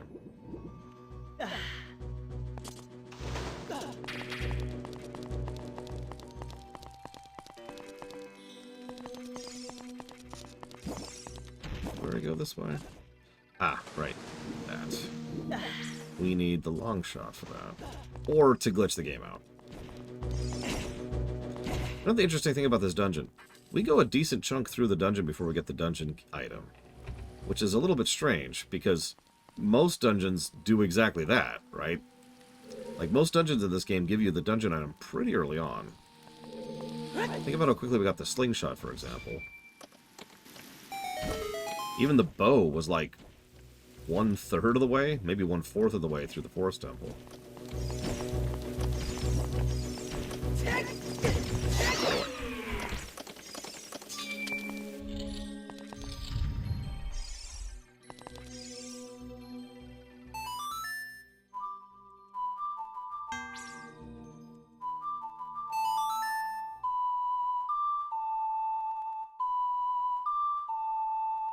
Greedy effect.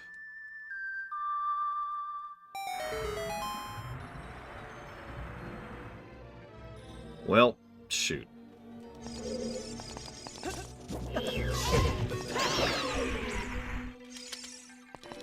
I've been debating it, Kitten Fan. I've been paying attention to it this particular time through. So we're back to where we were originally, on water height.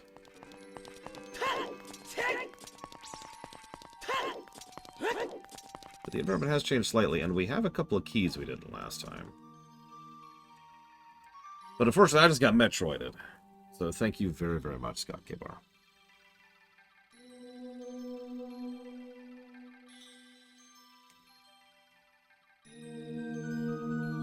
I do always and always appreciate your support. Thank you.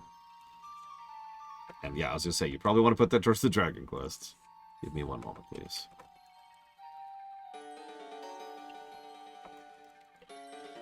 There's 4. There's 5. If we wait long enough, they might actually come out in a modern system, and not the DS.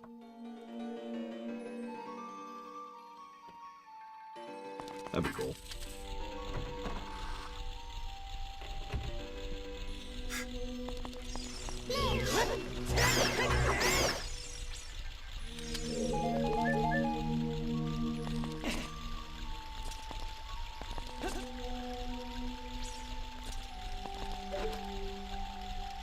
I'm guessing it cuts down the time on it, Kitten Fan. Gosh darn it. Just perfectly in the wrong time there, speaking of. If you notice, this is the second of the adult dungeons that is centered around a giant central room. God, the hookshot is so short range. It's kind of weird to think about.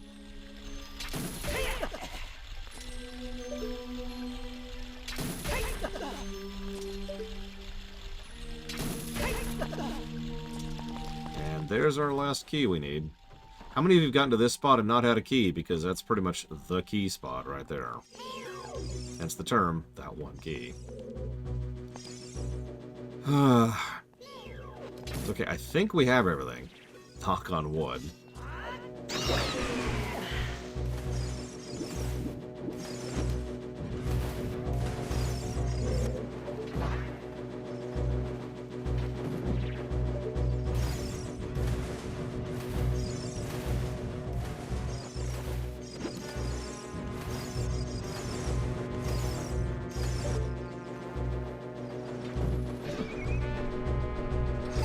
Honestly, yeah, Kitten Fan.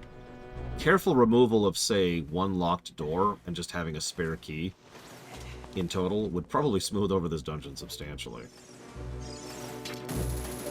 Okay, can you, like, not?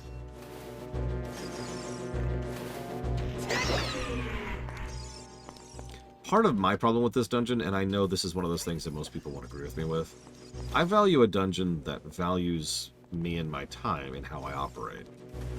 I like dungeons where I enter room A, which allows me to access room B, which I solve to get to room C, which gets me to room D, and as I'm going through, I find room E, which lends me back to room A, which is now different thanks to the item I got in room E.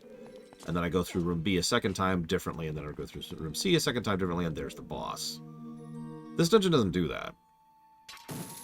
This dungeon requires you to go to room A, then L, then M, then A again, then L, then A again, and so forth and so on. Like, it's a very, very strange flow. Then Q, then A. And so a lot of the stuff is what I can only refer to as out of the way. Now, obviously, that's a preference thing. That's why I just said that. And so I'm not going to really ding the dungeon for that.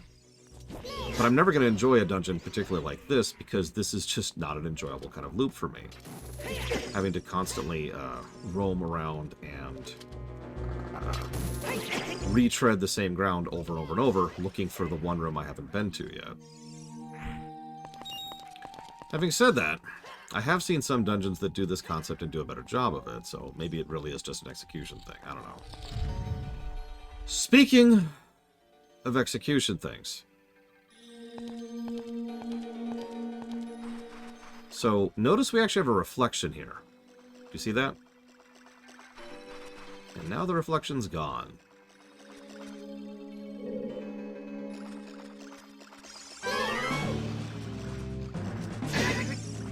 Yeah, I have the Bigoron, so this fight's gonna be a joke.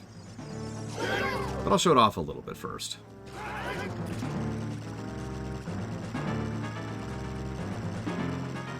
This guy actually has a fairly decent moveset. He's arguably one of the most complex of the... I don't know what to call it, like the sword and board fighters, you know, because we've got the Lizalfos, the Wolfos, the Stalfos, and then this guy.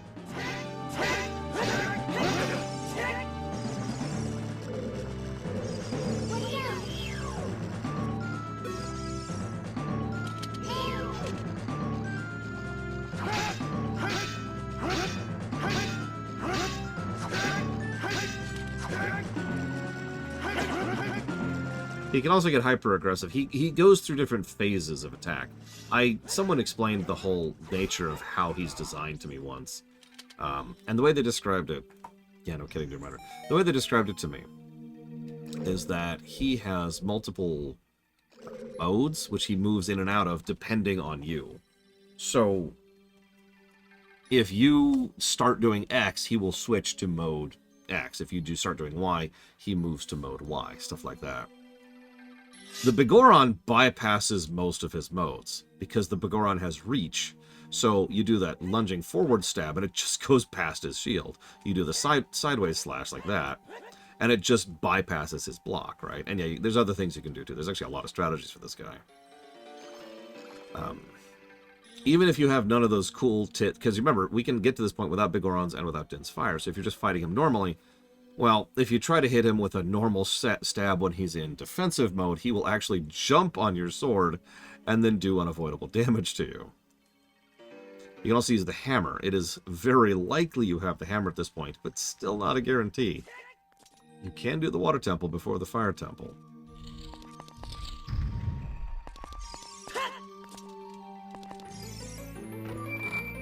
Either way, an interesting concept. Not 100% sure if it's worthy of a positive or a negative. But what it is worthy of is discussion, right? Wrong. That's why, for literal years, Nintendo has never clarified what the hell's going on with that. Why is there a Dark Link there? Why is he a Shadow of You? Why is he in this temple? Whether he was in the Water Dungeon or in the Ice Dungeon, whatever this was originally intended to be, why is there a Shadow Link here? It's my reflection. Yeah, okay, that's cool. But, like, other than some basic, like, physics, which barely matters for the series, what does that have to do with anything? Like, I guess I'm confused. Yes, thank you, Navi. I'm confused about why he's present here. It would make much more sense to me if Dark Link was in the Shadow Temple. Not just literally, because, you know, the dead who hunger for some kind of... Whoa! Whoop! Nope! Nope! Ah! Almost! I can make it! I can make it!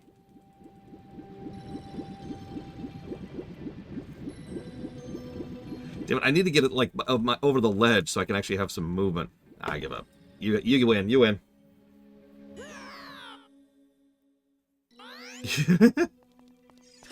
Anyways, what was I saying? Yeah, maybe put him, like, in the Shadow Temple, because, you know, that dungeon has so much to do with crossing over to the other side and facing, you know, the darker aspects of our society and our people, and it would just make more thematic sense to put it there instead of just in the Water Temple for seemingly no reason.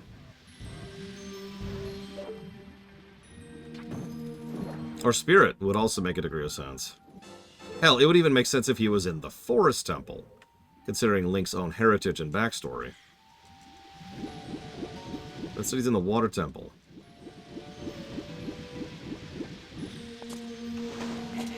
Anyway, sorry. Rant off. It's just, it's something that's always bothered me. Why are you here? Anyways, Dark Link being a negative. Any thoughts? I'm not going to fight that if anybody wants to push for that, because I could see it.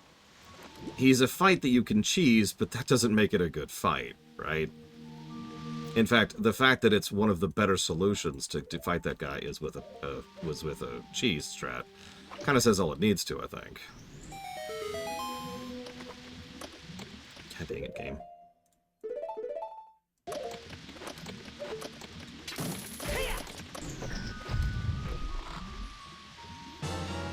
And it's a good point. He is part of tradition and therefore must get a positive, by sheer virtue of being traditional.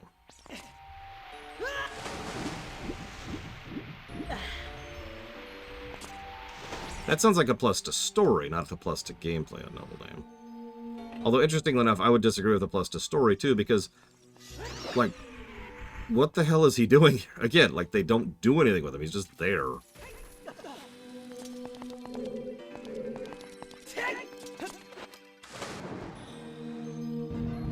We could also just give him a wash, ironically. We could give him both.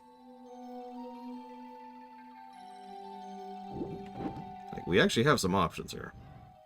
By design.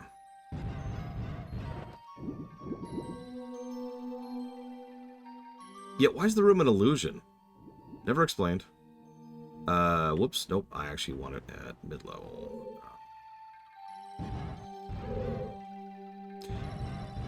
Okay.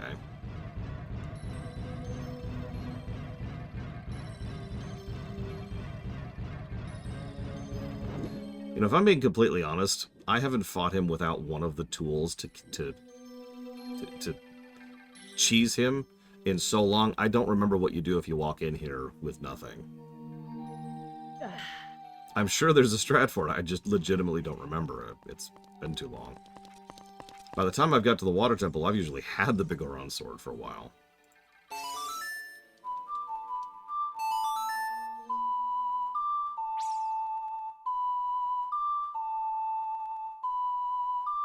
Maybe there's some Japanese thing I'm missing, because I know the Japanese certainly have a thing for water.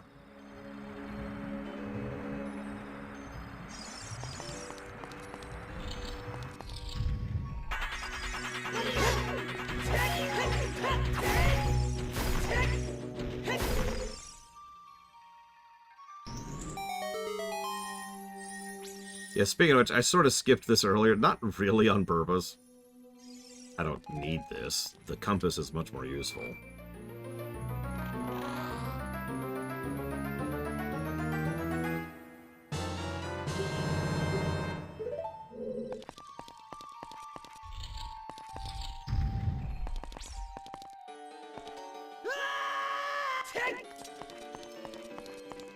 What he said.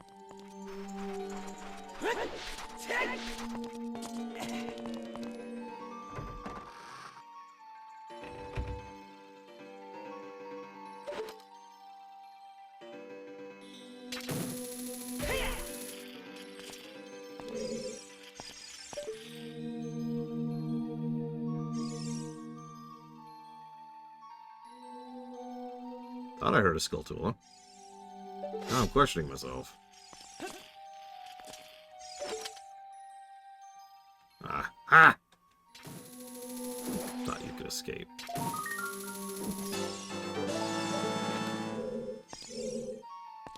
Where did Ruto go? I have no idea. I mean, she went to the boss, and we do talk to her one more time in this dungeon before we beat the boss.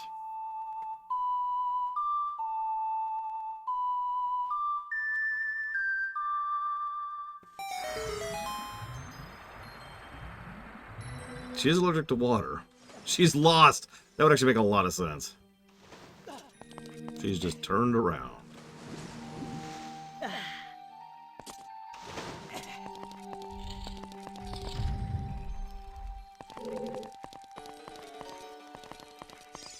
She didn't have the one key. It makes perfect sense. Why did we design this place this way? Ugh!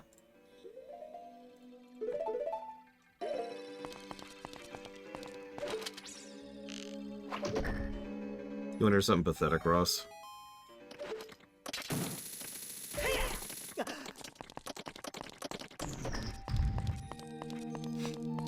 Hey, look! It's that block. How long has it been since we entered this dungeon?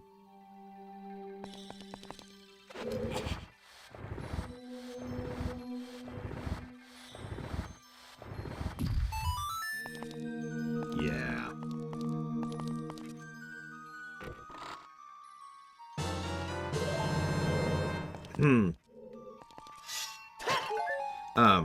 The pathetic thing is this game has really been putting me in excited, in the mood. I don't know what to call that.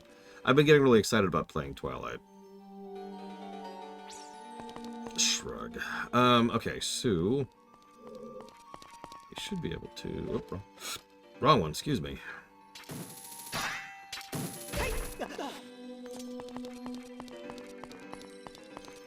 Don't worry, it's gonna suck. There's one thing we all know. It's that good things suck.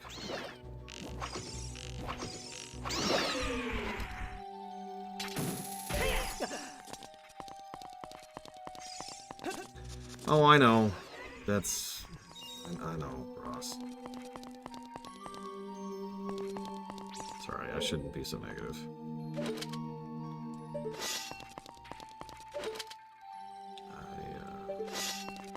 Would not be doing as well. So. Anyway, sorry. What's your first favorite, Doom Rider? Oh yeah, that's right. We can do that. I forgot about that. So here's what I'm thinking. There's some legitimately good puzzle design in this dungeon, and I do like the motif, the gameplay theme. Majora's. I also think that they do some unique things and fun things. Like, in this version of the game, which is the version we're reviewing, the interplay of the theme. So, sorry, I guess I haven't actually really talked about the theme. The theme is the height thing. I know, Ross. The theme is we can control our height just as we control the water's height, right? Are you kidding me with this? Do I seriously have to, like...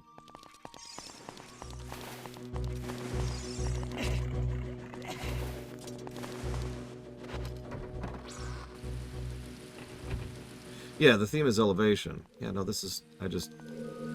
Okay, alright, we'll do this.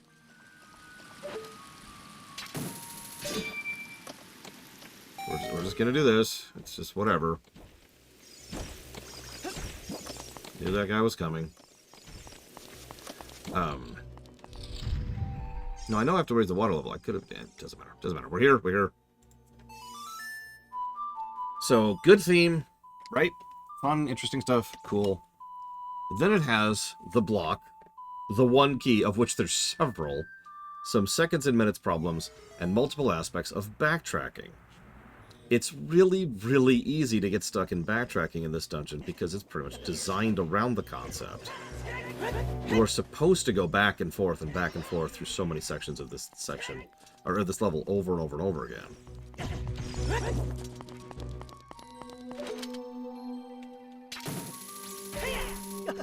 Even if you know where you're going perfectly, there is still some unavoidable backtracking in here. Let's do this. Or no, let's do this. I still have some of this stupid flame. Let's get rid of this really quick. Yeah, well, there are worse water dungeons in gaming. This is not a good water dungeon. I'm feeling 87 negative. No, see, there's that. That's that Phantom Menace thing again. Can't do that. Can't do that.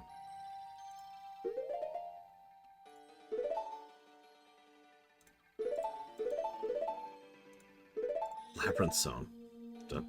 Sonic drowning music intensifies.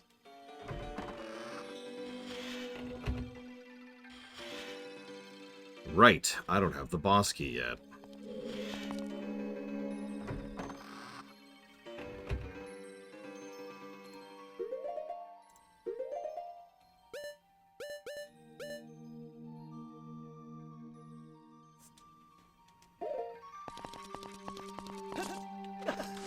I guess we've come up with a new one key.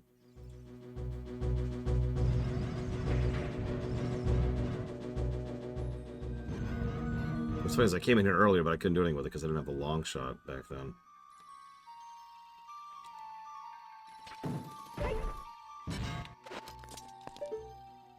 So, hey look, a key door. Imagine getting to this door and not having a key, because I've done that too. Yeah, so then there's this room. Yeah, I remember this room.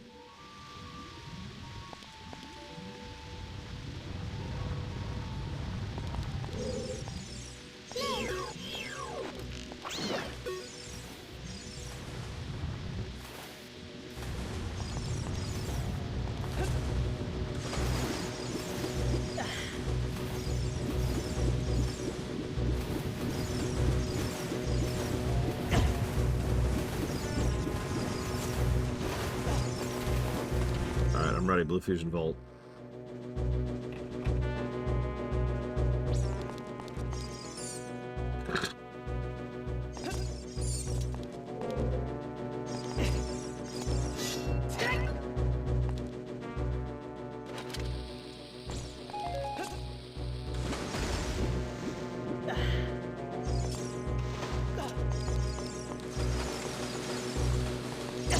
Can I help you?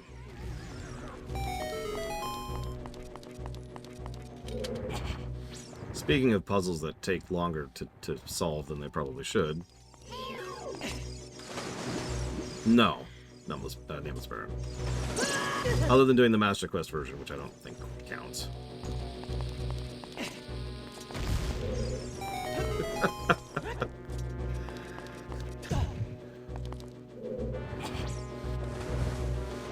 Goddamn, am I going the wrong direction? Hang on, hang on. Let me get rid of these things because they keep distracting me. I am going the wrong direction. Go away, go away. Go away.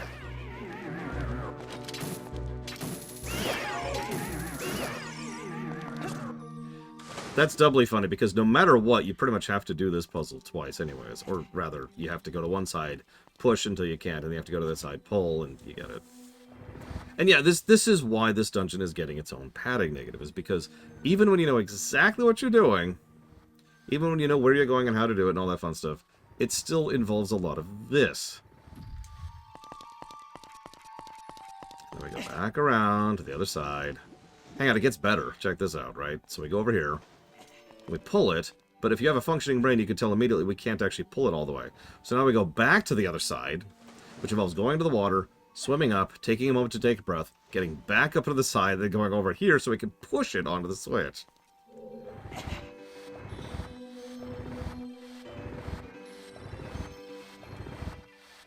It's not that bad, but it is still bad.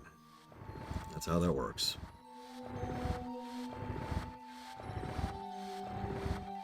Like this whole room is so needless to even exist. And it's all just to make that water level rise. So we can get over here.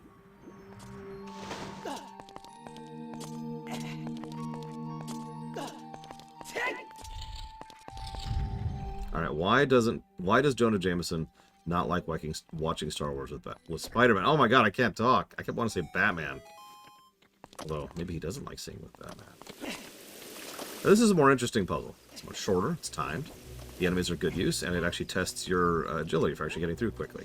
Cool, no problems there. Not just because it's shorter, but because it's more interesting. Quickly, quickly, quickly, quickly. No! Got it. Now to run, and get run over, because he wouldn't grab the thing.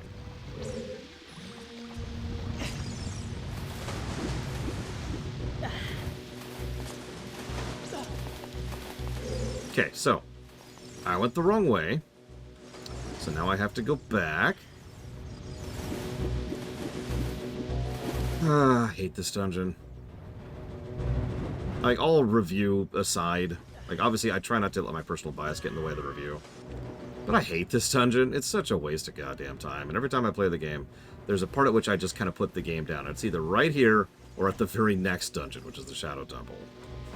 Like, this is my pause point. This is the Sunshine Syndrome moment right here. It's like, yeah, no, I'm good. I'm done.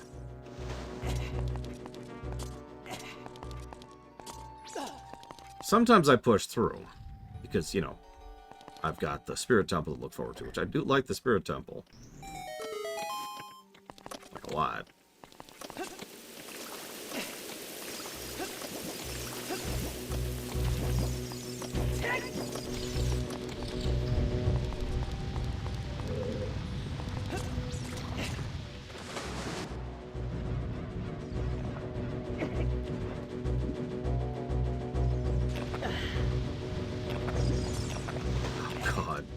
Yeah, no, there's worse. Oh yeah, by the way, here's another one door. How many of you have gotten to this point and have been missing a key? If you've been paying attention, I've asked that question 3 times this particular dungeon. One time I was doing a speed run on camera. It was just a practice run. I was just laying down some time and getting some practice in. And I got to this door and was missing a key. And I legitimately wasn't sure which key I missed.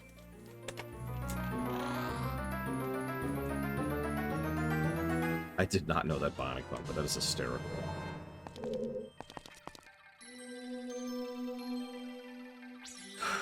One moment, please.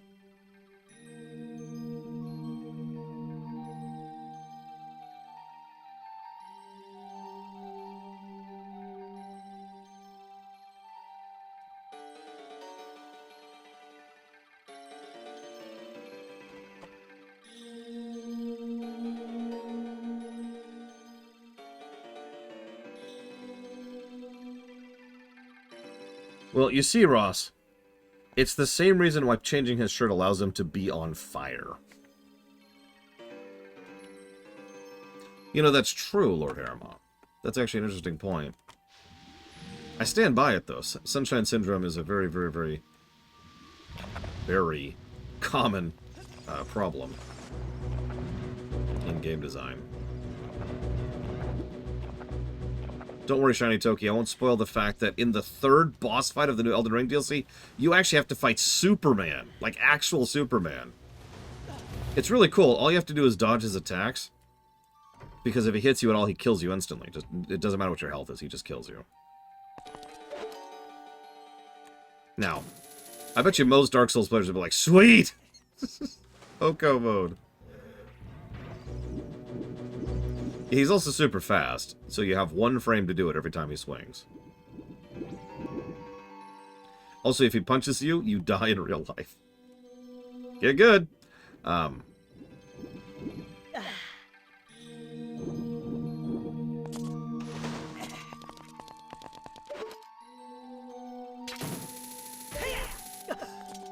Yeah, all you have to do is make him miss a couple of rings. I can't believe that's just such a horrible reference.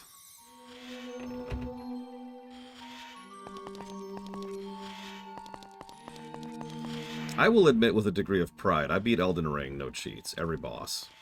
We did an all-boss run on camera. It was like an 80-hour game.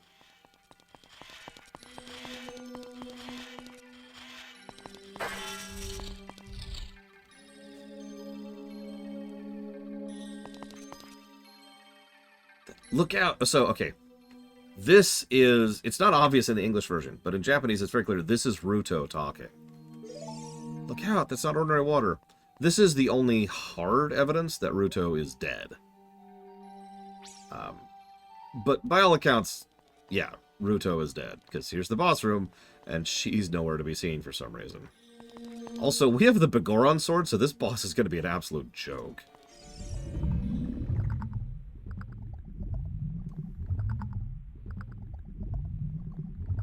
No, he doesn't die until Majora's Mask, Mr. Red. I shouldn't say that even jokingly. That's a dumb meme.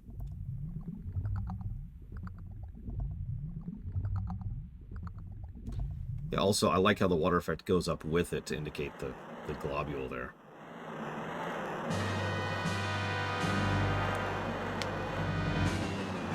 In all honesty, this is considered the easiest boss in the game, even more than Goma. It only really has 1 attack pattern. It's like, it's going to make the tentacle, and then the tentacle's going to go after us. Like this. We pull it out with the hook shot. Hang on, there's something very specific I want to do here.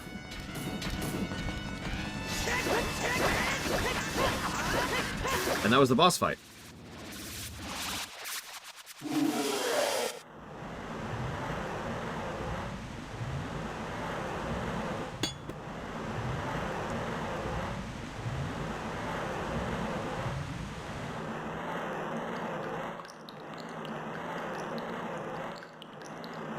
I did used to speedrun this game. It's been a while, but I did used to. Even if you don't trap him in the corner, he is kind of a joke. You've already seen his entire attack pattern. And these spikes are the only danger of the boss fight.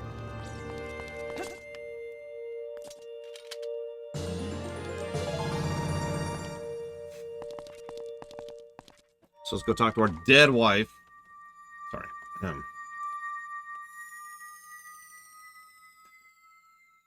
Yeah, it's funny, right? If Ruto is dead, she died to that? I mean, come on. Sorry.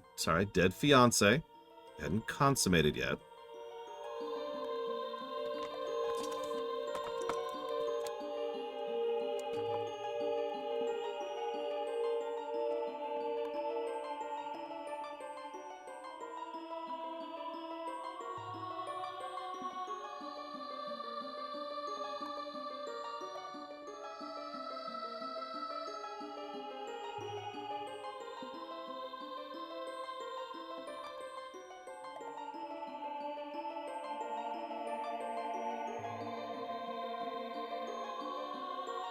Or 1 moment.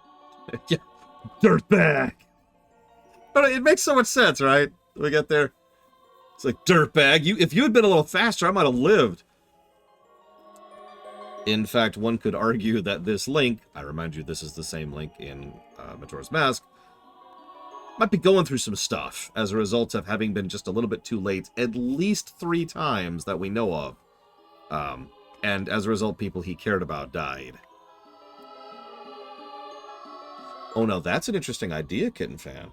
Because, yeah, that's kind of... I like that, because maybe Ruto just jumped in and essentially drowned. She just jumped into the water, and Morpha just kind of kept her in the water, and she couldn't get out, and she literally drowned in it, because Morpha isn't actually water. That's a horrifying and very interesting thought. Yeah, that's horrifying. Poor Link. Yeah, arguably Nabooru, too. How much we care about Nabooru is debatable, but...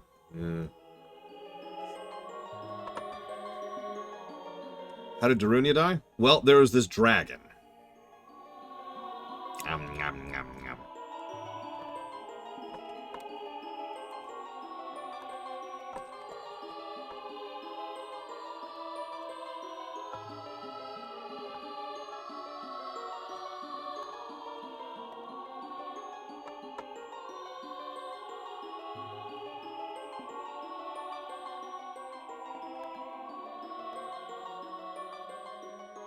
How did Saria die?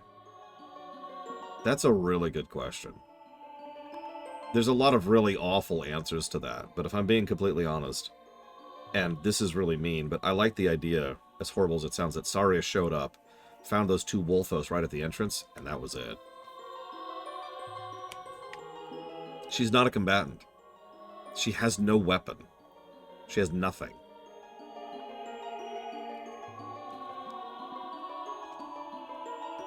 So, she managed to reach the Forest Temple, and then died before she could get through the front door.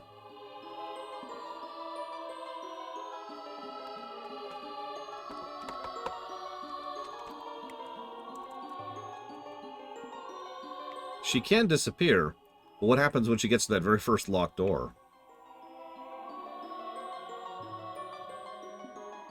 If you want to be less horrible, maybe one of the ghosts killed her. I don't think she reached Phantom Ganon. I don't think that's even on the table. Yeah, there was that one key that killed Saria. Or Soraya. Or God, I'm never going to figure out how to pronounce her name.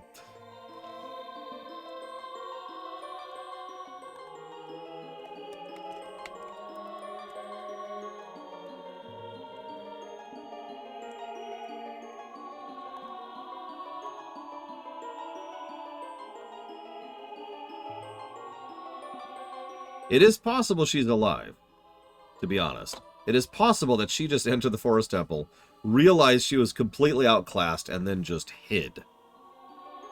Saria is one of the ones I would say is most likely to still be alive as of being turned into a sage. Because there's the least evidence that she actually got killed by anything, right? By contrast, Ruto almost assuredly got killed. Nabooru almost assuredly got killed. Darunia is the absolute certainty he's dead, right? Impa, we'll talk about her in a minute. But either way, Impa is very likely to be dead, considering. Because, yeah, Impa is a combatant who absolutely went after Bongo Bongo, right? We know that. And Bongo Bongo's still there, so obviously she failed. Rauru has been dead for a very long time.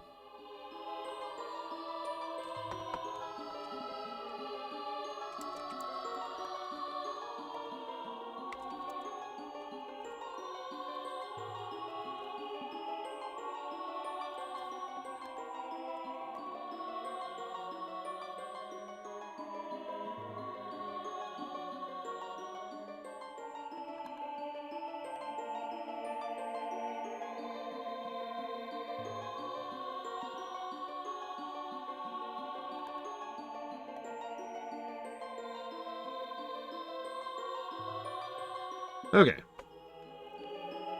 So, dirtbag. I would have expected no less from the man I chose to be my husband. Zora's domain and its people will eventually return to their original state. As a reward, I grant my eternal love to you. That's what I want to say, but I don't think I can offer that now. Yeah, because she's dead. I have to guard the water temple as the Sage of Water, and you're searching for the princess, Zelda. You can't hide anything from me. Princess Zelda. She's alive. I can sense it, so don't be discouraged. I can tell that nothing will stop you in your quest for justice and peace. You must take this medallion. Take it respectfully.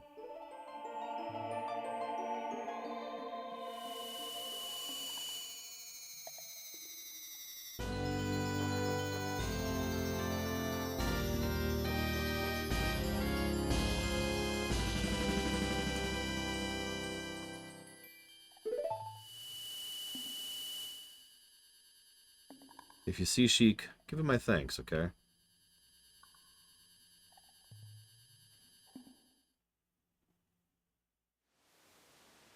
Oh god, Ross. We know Sheik has been kind of following on their own adventure throughout the course of the game. So it makes a degree of sense, like Sheik's right here, for example. Dirtbag, you did it! Sorry.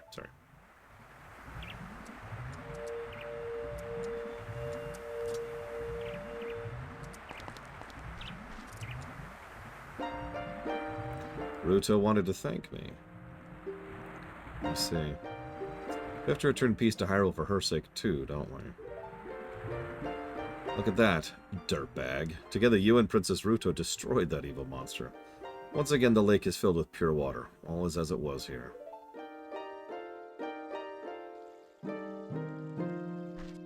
You know, admittedly, an idea I like, and this is basically stealing this from Lord Harriman.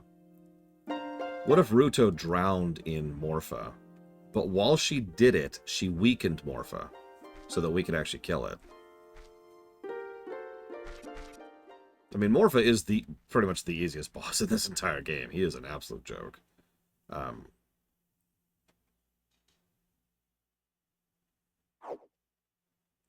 Also, notice the camera and Sheik and all sorts of things. Like, the game does quite a bit to be like, hey, there's something over here.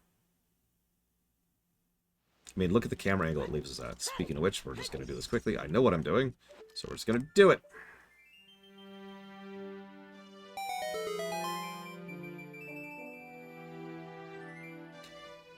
I don't remember if we absolutely need the fire arrows, but they're going to be extraordinarily helpful. So if you read the thing, it says, when the water fills the lake, shoot for the morning light. Well, I mean, okay, you don't need anything in this game, because you can beat this game with the slingshot, and literally nothing else. But, you know what I mean.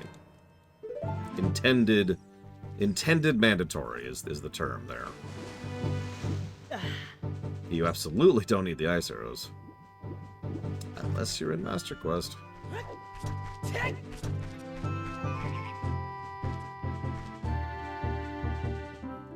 Sorry, I'm thinking really quick, because we're on path now to do the finale here.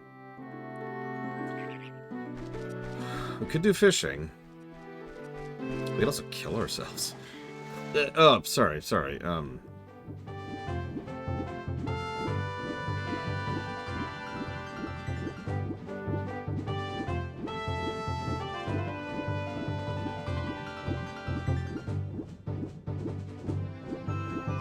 Is there a Dream Whisperer? Yeah, bring on the Kool-Aid. I'll take my suicide Kool-Aid in cherry, please. I remember you. It's been a long time. 7 years. What have you been doing all this time? You're my only customer. I'm also out of business. On top of that, my hair. Never mind. Give me 20 rupees. Yeah, I know how to fish. Thank you.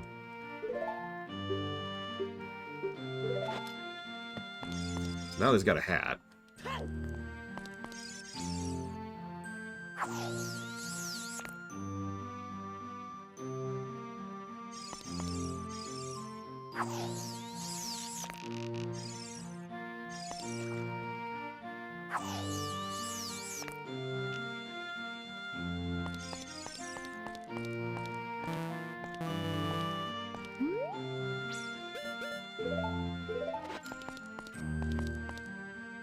God damn it. I was so distracted by the fact that I still need to sneeze that I just wasted 20 rupees on nothing. I have fished in real life. I'm not a big fan of it, though. But don't mistake me. Fishing is certainly a thing that can be a thing. But when most people say fishing, what they mean is go hang out with a friend and relax. Well, also, there also happens to be this fishing thing going on the side. I've got other things I could do to do that. Give me your hat. Give me your hat. Damn.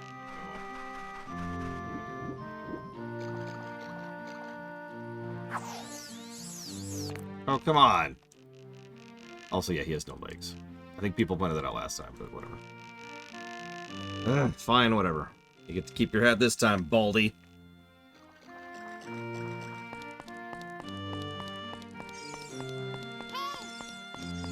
What, Navi? Let's look for someone who might know about the other sages.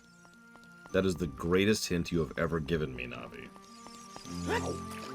I will die a happy man having received this hint from you.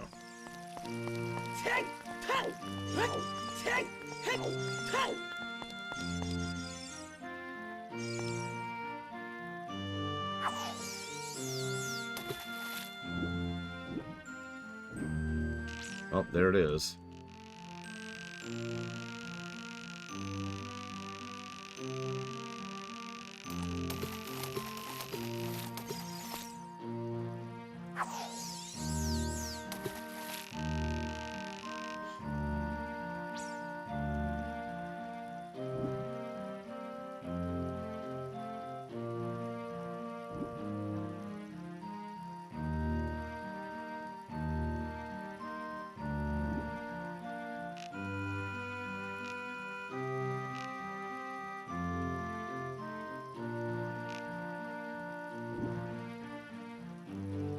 Damn it, I pulled it too far.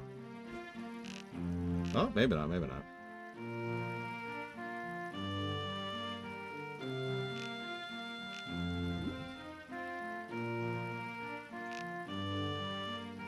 I'd rather fish in WoW, honestly. This is more involved and more frustrating, too. Ah, well. Time to go tickle my niece mercilessly. Where is my favorite tickle victim? Oh, wait. There's nothing here but my talking bed. Oh, just lay down. Ah, there we go. Tickle the bed. Tickle the bed. Here, come I'm a mermaid. here. Why are you a mermaid? I turned into a mermaid last time. Are you a mermaid, though? Mermaid, But why? because I'm actually am a mermaid. Oh, okay, so you're actually a mermaid, huh? Yeah, I should have gotten out of my world, That's the okay. mermaid world. You know, I hear mermaid is delicious. No, it's not. My family, my mermaid family lives far, far, far, far, far away. So if I go fishing, will I catch some of your mermaid family? No, it's too far for you to go. Oh, that's really far. I mean, I could go pretty far. What's that fish doing? Ah, no! No! No! You didn't want that chicken? Not really. Like, I don't want to hurt those poor fish. Do you? No. Exactly. Now, can you say, bye, stream? Bye, stream. Ooh, what do you want to catch? Everything.